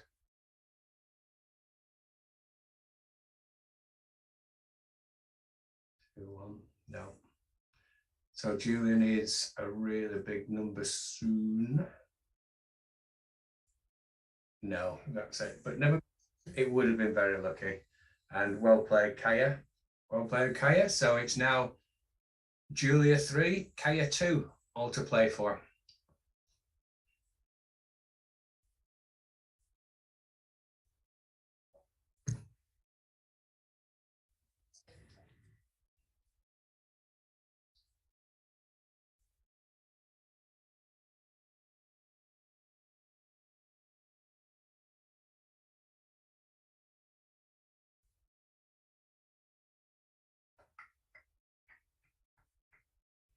Pretty standard play so far. Both players playing well. So this is an example where you hear so much about not splitting into a blitz formation. You do split. There is a time when you have to, and that this is another example. So good play from Kaya. You see, excellent play. So when you hear about the rule, don't split into a prime, but don't split into a blitz. It's not quite as simple as that. We're also have got to get our back checkers moving as well. So Kaya overruled the not splitting into a blitz formation in order to get her back checkers moving, and she got it right. So Julia things have worked well for Julia, and this is a powerful position. Whether it's strong enough to double or not, I see Julia really now is she really has learned about being aggressive with the cube, and it's really nice to see. You know, she used to go to BMAB all the time and get penalized for slow cubing, and this is what's great about BMAB and learning from and bothering about PR. It's not so, you know, part of it is to show people how good you are, but part is to learn to see parts of your game that need improving, like and somebody like Julia has really benefited. She went saw what was wrong with her game and changed it. That's how you become a better player. Keep the best bits and change the others. So this is a really tough play. Really tough. There's so many returns here. That's the problem with this play, and the returns are more dangerous when we haven't got the anchor. I'm afraid I wouldn't know what to do either. I would probably make the 4 point, because for a start, it's a quarter of the numbers dance, and that in itself is a strong. And there's only 5, 2, 5, 4, and 6, 1. There's less numbers than you think. So well played. Julia's got it right again. 2. So Kaya wants to cover the 4 point. Yeah, I like that. Strong board. Right, Julia, time to play really aggressively and poorly. So 9 to 5, 6 to 5. Okay, it leaves 5s, but imagine the problem if she doesn't throw a 5. Julia's in a great position then to attack. Now, so if Julia doubles next roll, the cube's already in play. Sorry. So Julia's going to attack now. Good stuff.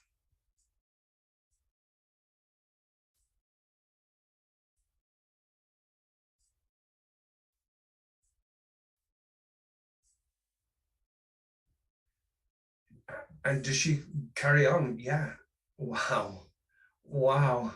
Oh no, you don't always get what you deserve in the backgammon world.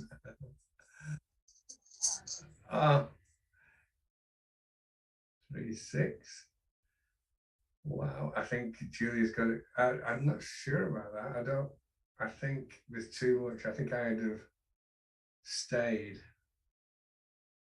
That's a. Oh, Kaya. These are tough cookies, these two. So come on, Kaya, are you going to put a I think it's too early to put in a 4 cube again. Oh, right, this must be a take. This must be a take with a powerful 5-point board. Bit too aggressive, this cube. But come on, Julia, you can take this. There's only 4s and 2s that hit. Oh. Julia's ahead in the race, and a 1. Well, you see, the double was too aggressive, but nice to see an aggressive. Always seriously bad, I'm afraid. Never mind. But your opponent being ahead in the race and having a 5-point board, it's a pretty strong combination. Okay, but it's still, you never know, it could still pay off. It's still, I would say, about a 50-50 game. Now, what does Julia do? She can't. She wants to save 6s. She doesn't want to be forced off that anchor, but I think she should play pure. I don't like that, because I think that she should play pure and see what happens. Yeah, that's my play. Am I right? Or I don't know. We'll find out shortly. Unfortunately, when it's the right play, we don't see what the second and third best players would be. Okay, still. Now the problem is, now white's got a really strong board. Now's the time to roll the double 5, Julia. Well, so well done, Kaya. Your aggressive cube paid off. Wow, wow, this is exciting. 1, 6. I think Julia goes, because that's it. Again, we've got hit. Well played, Julia, but it didn't pay off. 1, 6 again. This time, definitely. Oh, oh, this is a cruel game. So now we're in an equal race. But Julia holding a 4 cube. So does she just? But and she doesn't get past. Oh, this is another crazy swings always game. Oh my goodness. Oh wow, this is so cool. Actually, I wouldn't go out now. I'd play 5 to 1. I think. Yeah. Well, anyway, it's paid off. Better in terms of what the dice. So can Julie just catch up a bit? It's got to be a tough ask, but this is exciting again with a 4 cube in play. So Julie just needs she just needs a double 6 or something, or a double 5. I suppose we should be greedy. Now we want a double 6, Julia. Come on.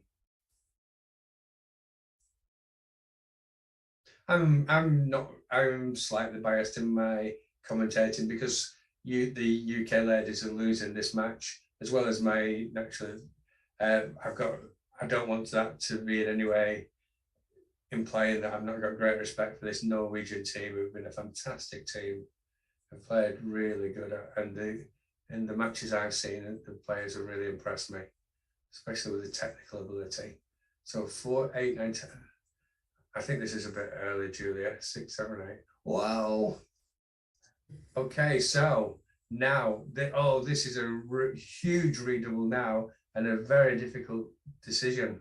Very difficult. Oh, and she drops without any thought whatsoever, without any thought, and she was right to drop. Well played. Superb play, Kaya. I felt at that score it might have needed a bit of thinking about.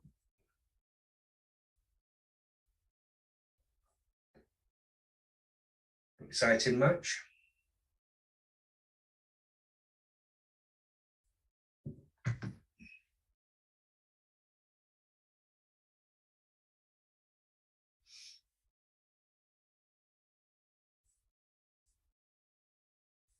Nice play.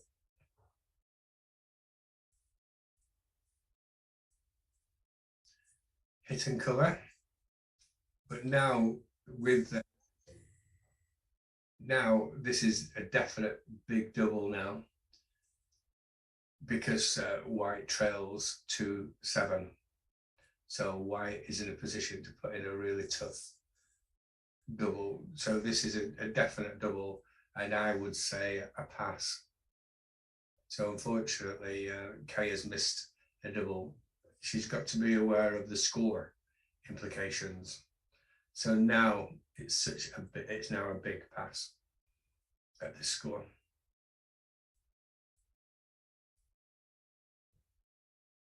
So I'm afraid, so I don't quite know if she's not done, but she might now think she's too good. But it's a bit dangerous when your opponent's got an anchor.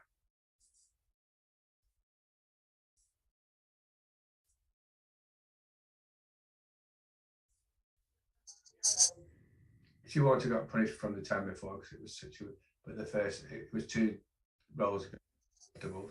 So it's now 7-3, so that's 4 away, 8 away. So obviously, being trailing, Kaya needs to be more aggressive. 6-1. So what does Julia play here? There's a lot of indicators to play 6-5 here. Yeah, well played.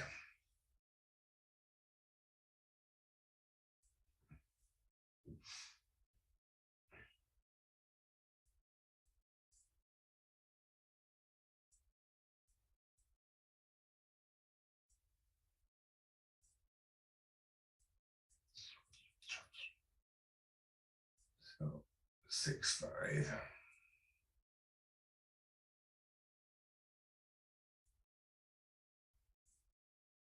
That's really dramatic here. I don't like that. The problem with playing that play is the 4s are so good. You know, it makes it a nice play and with tempo as well. That's my play, but it is 2 blots. I was wrong. So it was the 13-2. There's a player that I didn't see. Neither of us did. That's why you should always look round for. I was just looking at the same players as Kaya. So shows you should look round where possible.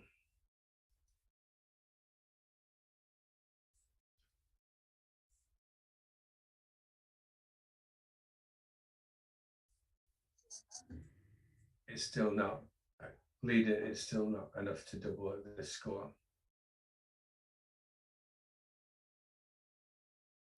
Nice, Julia.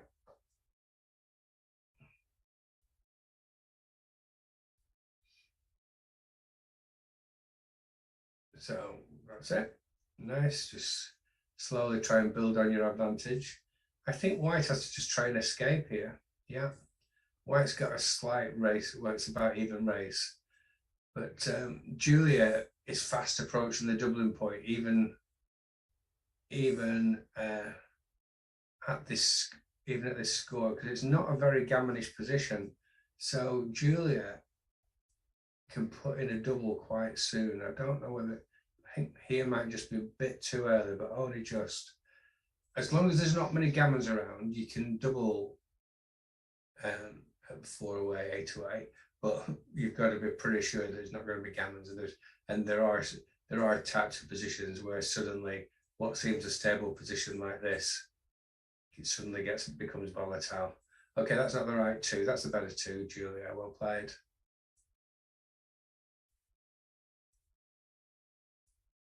Oh, this commentator, who is he? 13, 11, 13. Right, so what we should be looking at now is Julia's position is so completely dominating that she should be playing very, very pure backgammon. In fact, this would be an interesting double now. Well done, Julia. I like that double.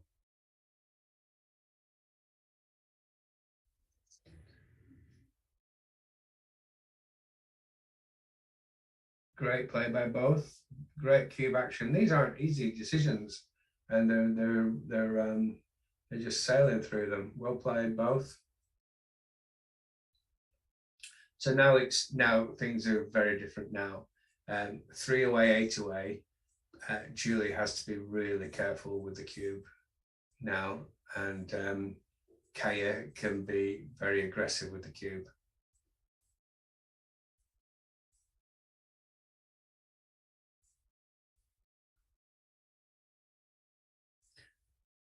Oh, take your time before you play that play. There, you see. But now, exactly that. This is the point. That was the one good thing about her play. So, Julia, what are you going to do? Oh, this, of course, is a very easy take at a normal score. But at this score, it's a bit more in question, you know, because Julia's got a lead to protect.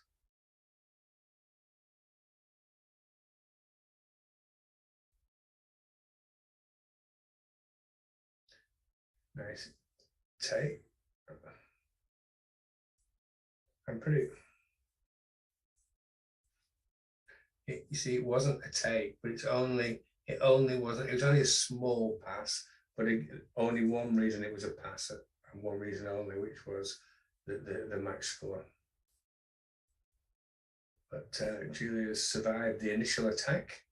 Let's see if she can consolidate.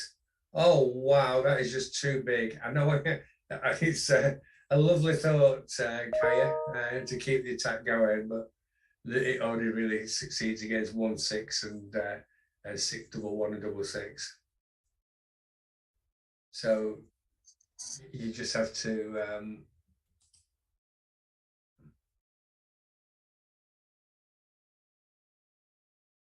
this is a start. You just consolidate by playing 24, 13, 9, I think.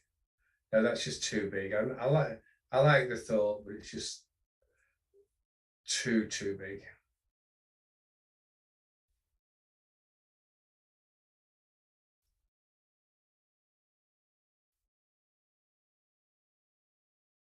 So unfortunately, you have to follow the dice's advice. See, even that one is just leaves too many 5s and 6s to hit, and it's just too bad. It's just too much.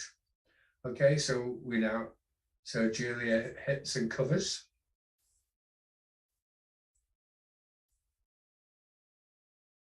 Now is a bit more reasonable to hit, yeah. Well, I could tell that Kaya was going to do that when she was considering doing it anyway. So Julia points on top of points on her head, puts 2 in the air, and it's a natural play. And it comes forward. Now Julia must attack here. That's fine. From the 13 point, well played. Nice work, Julia. But Julia's slightly hampered in that she can't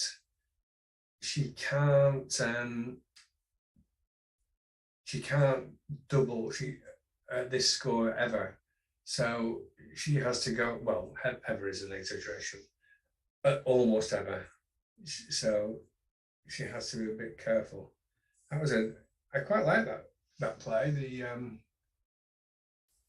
6-1, very aggressive, but it could have paid dividends. Okay, Kaya's fighting back.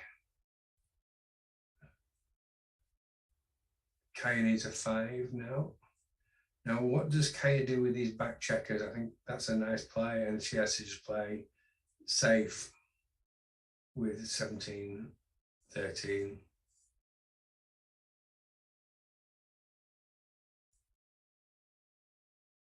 So again, safe from Julia. This is going to be a tough one for what I like about Kaya is I can tell that she is learning quickly.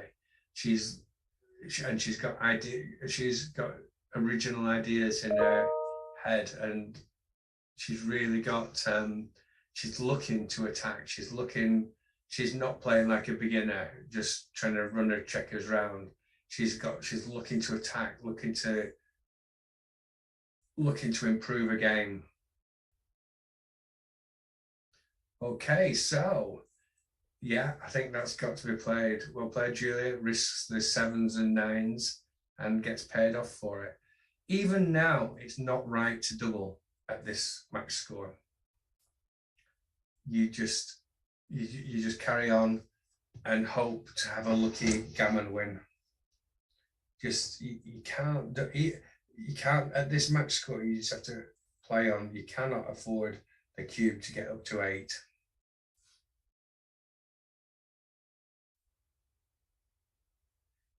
So now Julia's going to play on, and there's a few outside chances of getting a gammon to win the match, but she shouldn't. But even though she's in this position of playing on as too good, her opponent would probably still take this game and recube to 8 for the match. So Julia's not in a position to actually double here. Take one off the 6. Nice.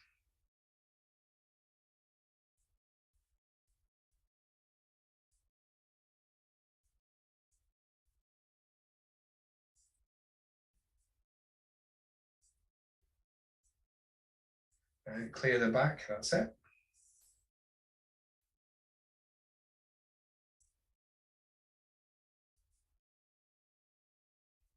It's not too bad, actually. Clears a point.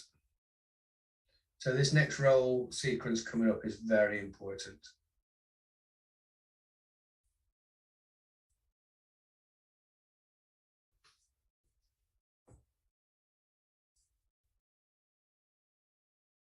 That's a big roll for Julia. So Kaya's just to try and run off this gammon. Right. How about hit and off here? And this puts pressure on this gammon's around now. Oh, it's a strange game, backgammon. And Kaya's back in with a chance. So can Kaya run round? So Julia's favourite here, but she's not a certainty by any means.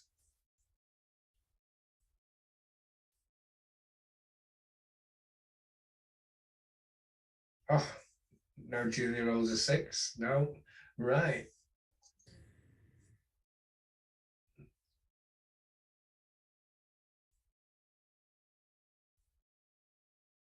That's a bit big, Kaya. Yeah. What I like about Kaya's play is she's showing real originality and learning. She's just doing it a bit too much, sadly. It's still not right to double, Julia. Not at this score. Not at this score. So Kaya stays, plays 42, and waits for Julia to come towards her. You shouldn't be thinking of doubling here, Julia. I don't think she is. Okay. Oh, it's a good finish now. 5-2, and Kaya's favourite, but by only a small margin. Oh no! Oh, and then Kaya.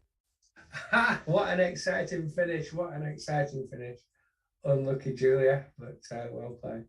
Like I say, I like Kaya's original thoughts, and the question is, I like somebody who's got original ideas, and she's not just playing simple beginner backgammon, and it's just whether that she will be able to rein it in and get the balance completely right. And I think she's going to. Okay, 3-2. Okay, Julia plays safe. And now this is needs 6, needs 3. So again, we're in a position where Kaya can be very aggressive and Julia has to be very careful. Ooh, I think I'd run past the action. That's my play, Julia. Well played. It's not. That game is a cruel game. It can soon turn round. 4-6, just run past the action again. You don't want to leave being under attack.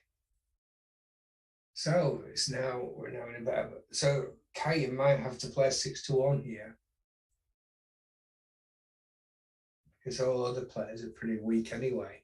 So she might as well attack. This isn't a case of attacking because it's a great play. It's attacking because there's nothing else to do. See, that is uglier than attacking on the ace point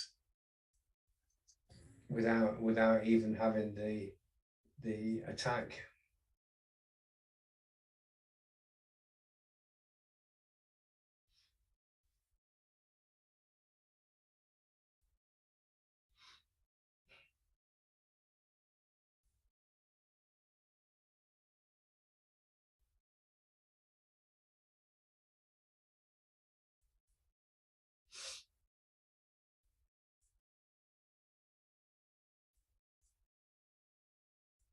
I think I'd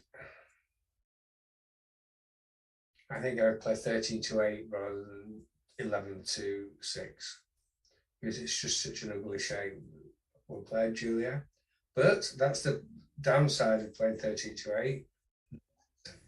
Now, well, this is a double pass now, and it's a pass at this score.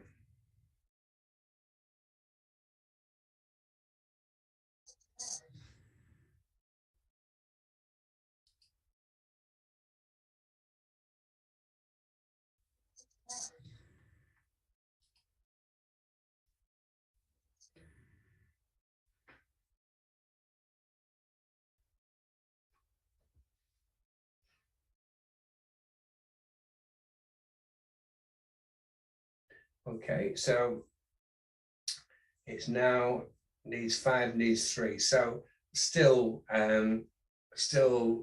Kaya is more aggressive with the cube, but now it's getting closer. And so while Julia has to be a bit careful, she can't go too far. Okay, so double 3. You know, when you have the chance to make the 5 point, don't throw it away. You know, don't. So let's battle for that 5 point, Julia. Yep. Battle for the glory points. Well done. And that's the reward. That's your reward. So now Julia wants to cover this. So it's definitely 6-5, not 8-7. And then probably just 11-6. You don't want to leave a shot for the sake of it. Nice play. But countered by a fantastic double 4 from Kaya. 2 down. No. The 9 points too valuable to not take the gift offered.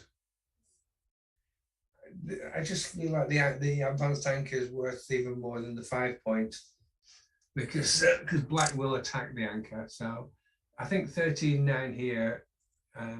That I think, and now there's no better final four than that. That's my play. So let's see whether it's right. So if you choose that and it's right, well played, Kaya. I know it's tempting to make the 5 point, but I just think that the advanced anchor is just too much to give away.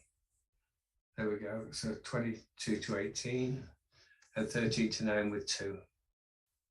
But that's my play, whether I'm right or not. I can't see a better final four, that's it. So that's my play. So well played, Kaya, and well found. Excellent stuff. Okay, so Julia, now the race is even.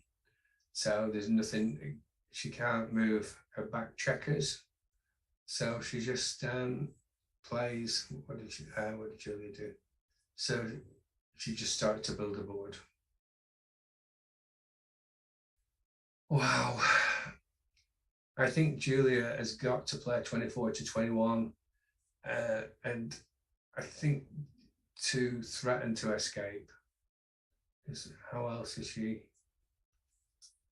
Yeah, I presume that's right. I think she had to play 24 to 21. And it was one of the best moves. Okay, so we're getting towards cube action time now.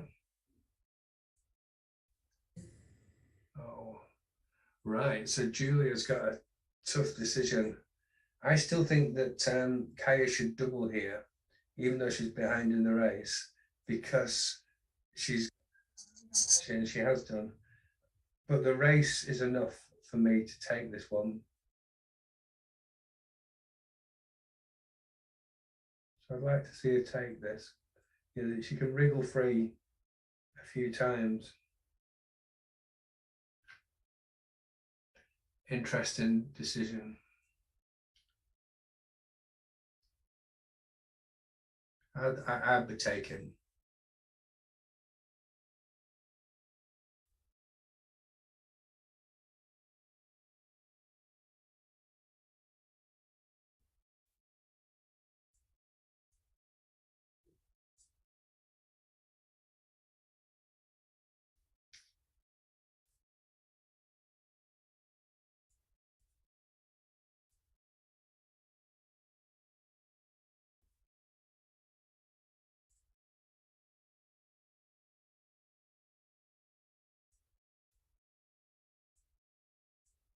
She doesn't think about it hard. The thing is, it's a rate, and there's an open 4 and 5 point, and there's not many gammons.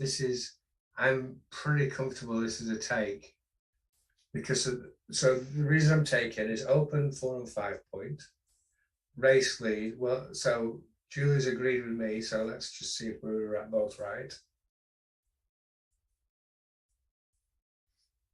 In fact, it was a double that was early. Wow, and good take. I'm surprised the double was early. I'd have doubled.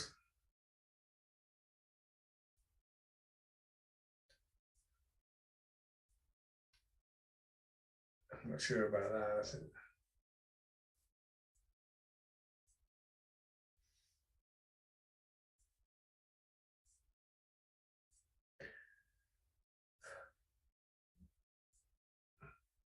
Right, so now Julia comes up to the 21 and plays 3 to 2 because White can't play loose here. White can't play. So White, the only numbers White really has is pointing numbers, because that's a nice play. We've got a 5 point board played. And even that, what does White do? I think it's pick and pass time. Nice play.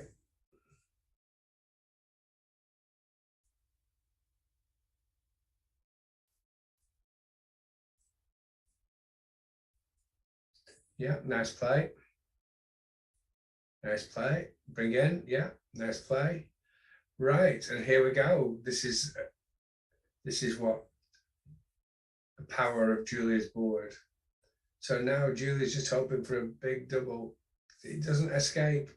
Never mind. 5-3. Pick and pass time, because White needs to gain in this race. Absolutely. No, you need to gain in the race, Kaya. You can't afford Black to roll a 6 or a 4 here. So it's pick and pass time. Even though 5-4 pays off so tremendously. Okay, still close. Still close this. It's been a really, this is why it was such a clear take. Nothing. Does White come up now? It's not so clear. Correct. So Black's ahead of, Black's managed to get into a race, but unfortunately, it might be too late now because we're now 7 behind. Anyway, it's still exciting. it's a race that isn't over by any means. So here we are. Yeah, so white a slight favourite, but nothing a big double wouldn't put right. That's not good for Kaya. So I'd like to see the UK ladies win a couple more matches that they deserve it, you know. And like I said, Kaya's already won a match. I know Julie has as well, so it's not like, you know, they're both good players. Just when a match is so lopsided like today's is, I like to see the UK ladies bring it closer. Okay, so good play for both. So now we've got so Julia has got 2, 4, 6, 8 checkers, 2, 4, 6. Yes, so what's happening? Okay, so it's 6 against 6 and a slight race lead, but not enough to put the match on the line here, Julia. You know, it's too.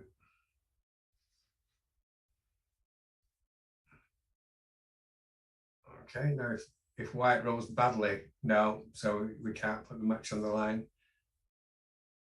So let's hope to roll well, Julia.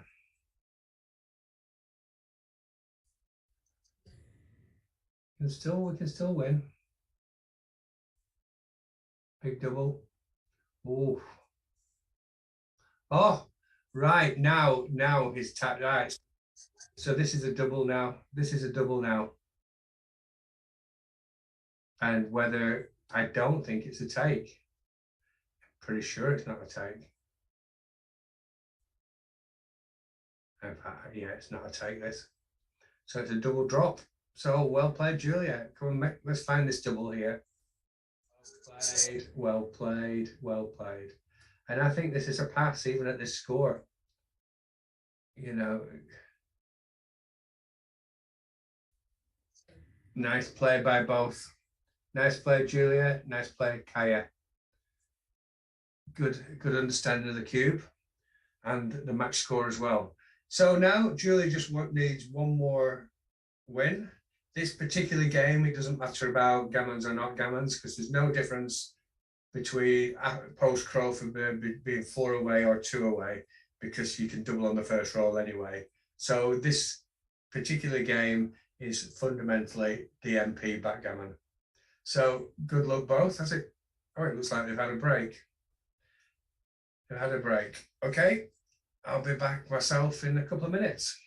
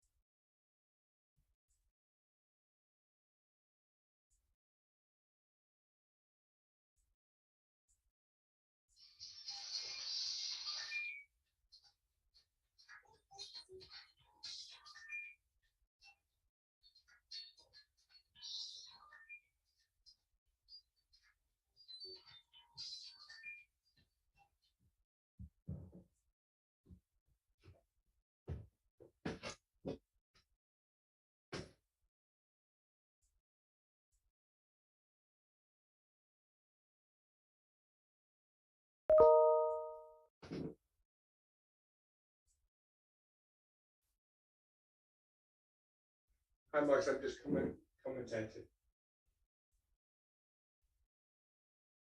Oh, wow. Oh, that I will do, yes. Okay, thank you very much, Martin. Yeah, thank you.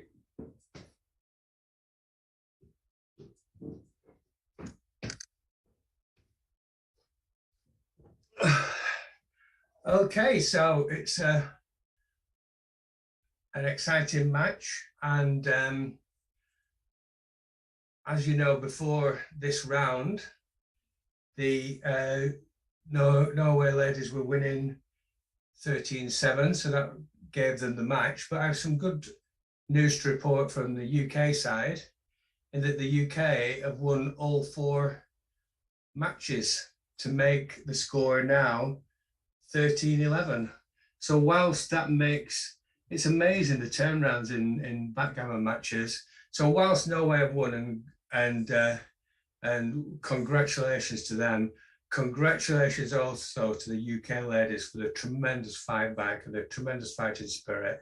And the UK ladies team always seem to be involved in these big turnarounds, and matches end up really close. So congratulations, Anna, and your team for a tremendous fight back, whether Julia wins this match or not. And congratulations to Norway for winning the match. Very impressive play all round. So well done all. I don't know what's happening in this. I don't know how long the wait's going to be, but I'll just hold on. I'll just have a break for another minute or two and take it from there. Thank you.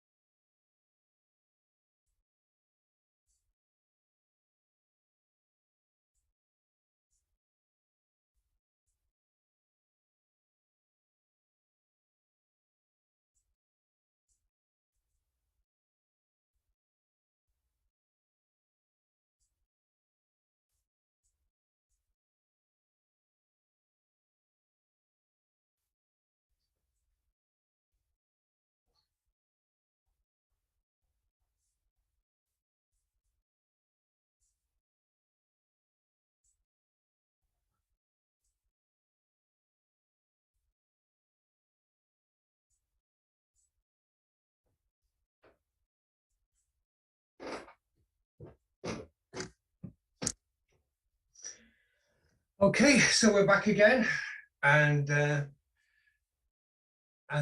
the score is 10-6 to Julia. So I was explaining before that this is in effect DMP backgammon. So we have, and Martin, our backgammon ex-United Kingdom captain and ace backgammon reporter, informs me that the UK women have staged a fantastic fight back by winning 4 matches. It's a tiny bit too late. The only thing they need to improve now is in improving the timing to make these incredible fight backs. Just one earlier would have been better, but that joking aside, a tremendous performance. Proud of the UK women's team, and congratulations to a very strong Norwegian team. Anyway, back to this match. Let's see if Julia can pull this back to make it even closer finish. It's currently 13-11 to Norway, 1 point to play for. So let's see if we can make it 13-12, which would be a great sporting result and show the quality of both teams. But even if it was, if it ends up 14-11, it's still been a tremendous contest between 2 very good teams. So come on. So I'm still, I'm afraid to say, Kaya, I'm still supporting Julia to make this match as close as possible. So nice play. That's, oh, I'd have played that play as well, Julia. So I'm quite surprised it wasn't. I like priming plays if possible.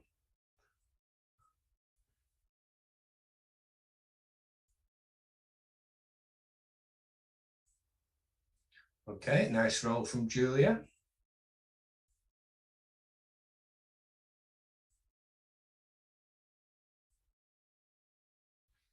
Julie's free to play. Julie doesn't need to play defensive backgammon at this score because, as I said before, 1 point and 2 point doesn't make any difference. So she can attack, and if she gets gammoned, it's no worse than normal. So she's free to play adventurous backgammon. So let's. I don't think she's going to do here. I think she's going to button up, play 16-11 and 24-23. There's too much of a race lead to play 6-5, and so even though it's a nice natural play, I feel that she should just protect her race lead. Well played, Julia. 3-1, 24-20. Well, no, 21-20 and 13-10. So Kaya wants the best of both worlds. She wants an anchor, but she also wants a goalkeeper. Oh, 24-20 looks like it was right. Not quite. So, but better than I imagined. So 6-3 is not an easy play because we can't move over. So I've got nothing better than 13-7, 6-3 here. Oh, or it could even be 13-4 with a hit.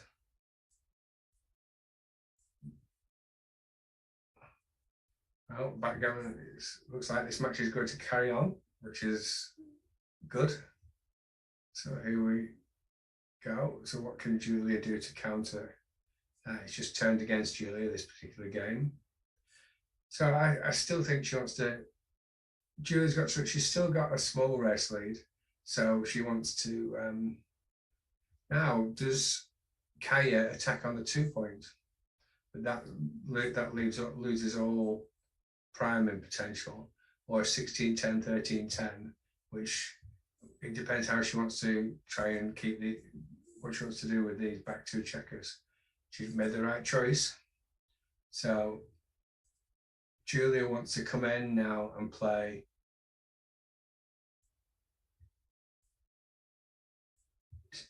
Okay, I like that's my play as well. The one is just because there's no other ones. I don't like that. I don't like getting stuck on the ace point. I think we have to fight.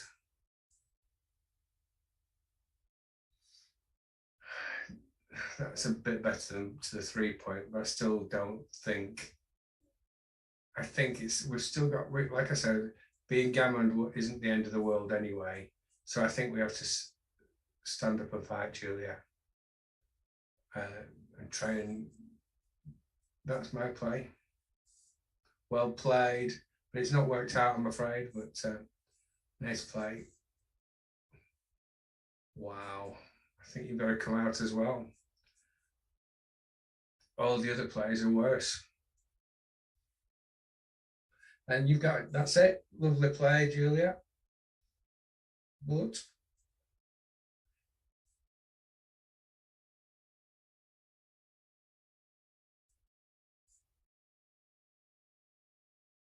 that's big play from. Well, nice.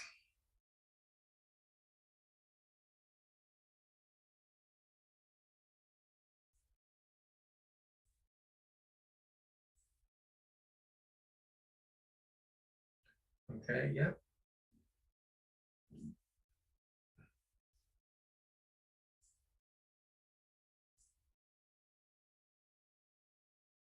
So Kaya continues to bring all the checkers into the attack.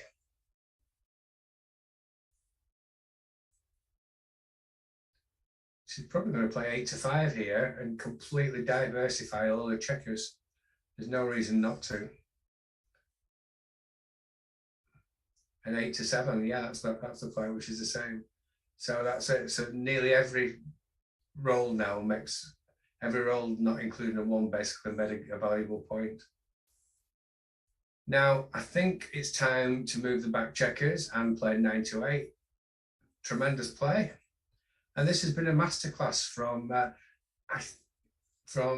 Kaya in how to finish a game not a match, a game off. You know, when you're attacking, look at that, not a single error since the 1-1. Well played. Nice demonstration of how to blitz your opponent. Well played. And 6-3. Still exciting. So, unless we have a crazy backgammon, which is, we shouldn't even mention them. Which it looks like we're, oh, Julia, no.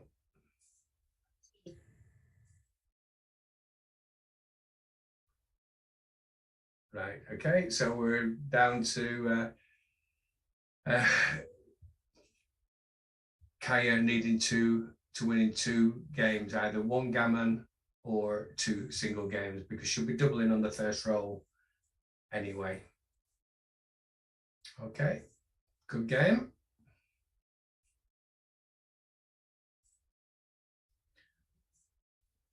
So it's 10-8. Kaya will be doubling on the first roll of the time she gets the chance. And so Julia wants to just, that's nice, has a nice solid position. And even though Kaya will be playing gammon ball, go backgammon, it's going to be very difficult because Julia will hold that. It will take something really massive for Julia to leave that golden anchor. Okay, so she just plays sensibly and safe.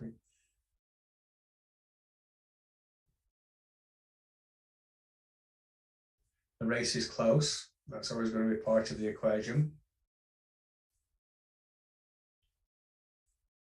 Yeah. Julia makes a point, and Kaya can't hit because the threes and both the 5s and 3s are blocked. Okay, and 13-8, bring another one down.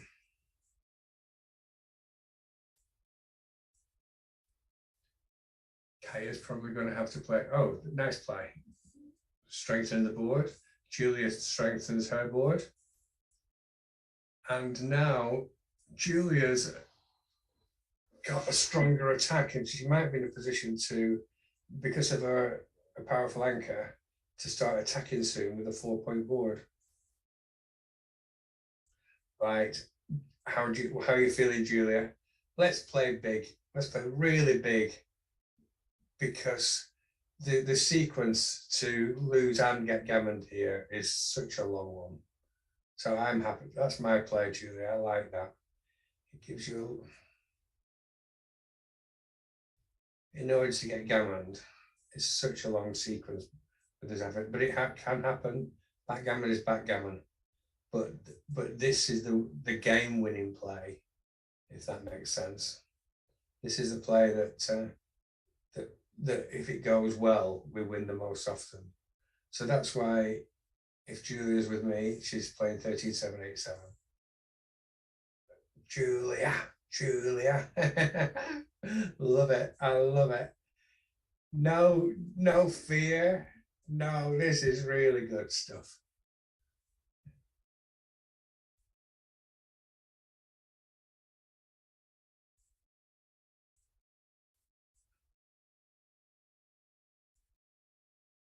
I don't think you can leave a direct shot, though.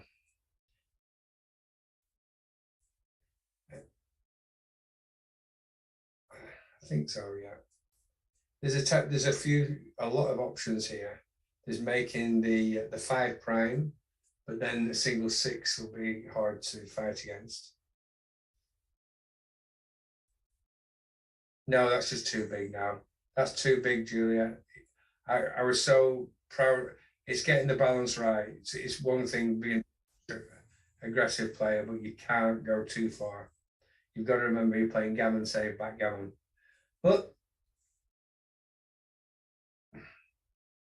so now Kaya is going to attack. Still got chances though.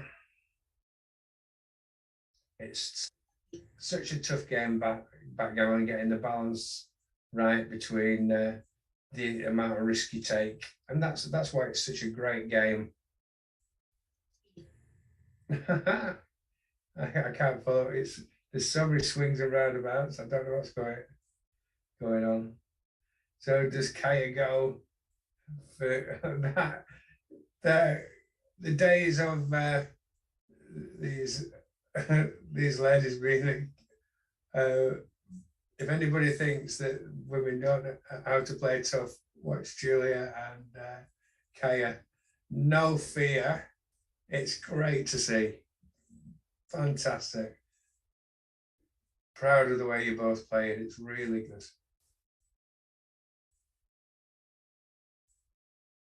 Wow. Wow, wow. 4-2.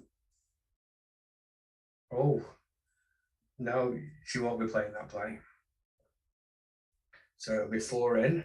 But now Julia's got outfield control. So Julia, actually, probably, even though you normally like to spread your checkers, I think that's going to be my play as well. And I wouldn't, yeah, nice.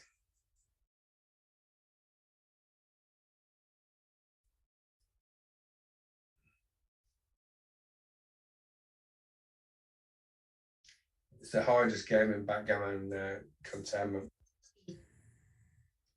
So again, so we want an 8.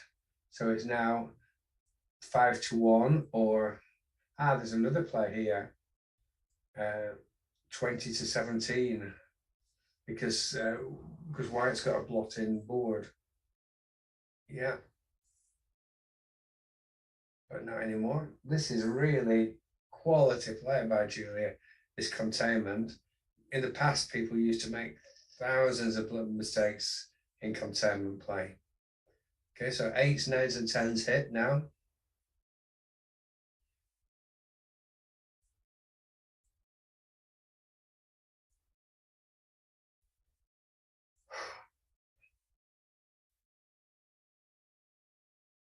This is hard.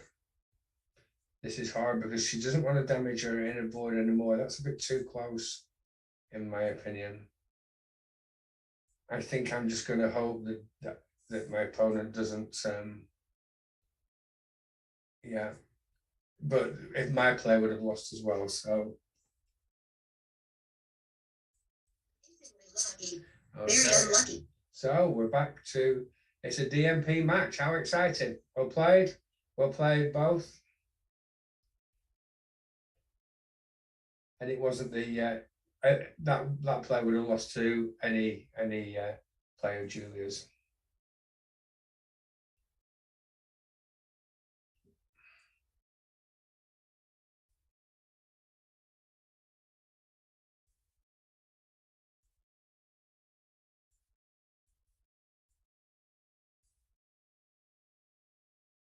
So he would have beaten any player of Julia's. So we've got an exciting DMP game. And it, it was a double game. I'm really apologise to everybody I've been commentating that match to. I thought, so I apologise, that was poor quality commentating. Sorry about that. So Kaya won because, of course, she won a gammon for 4 points. Sorry, I was thinking it was best. She would have had to win another game. Right, congratulations. And again, I apologise for the quality of that backgammon commentary towards the end. So congratulations, great play for both players. That finishes the match overall at 14-11. The UK came back and brought more than respectability to the scoreline, and the Norwegian strong Norwegian team won. So congratulations to all. Fantastic match and well played all. Thank you very much. Goodbye. Are you there, Julia?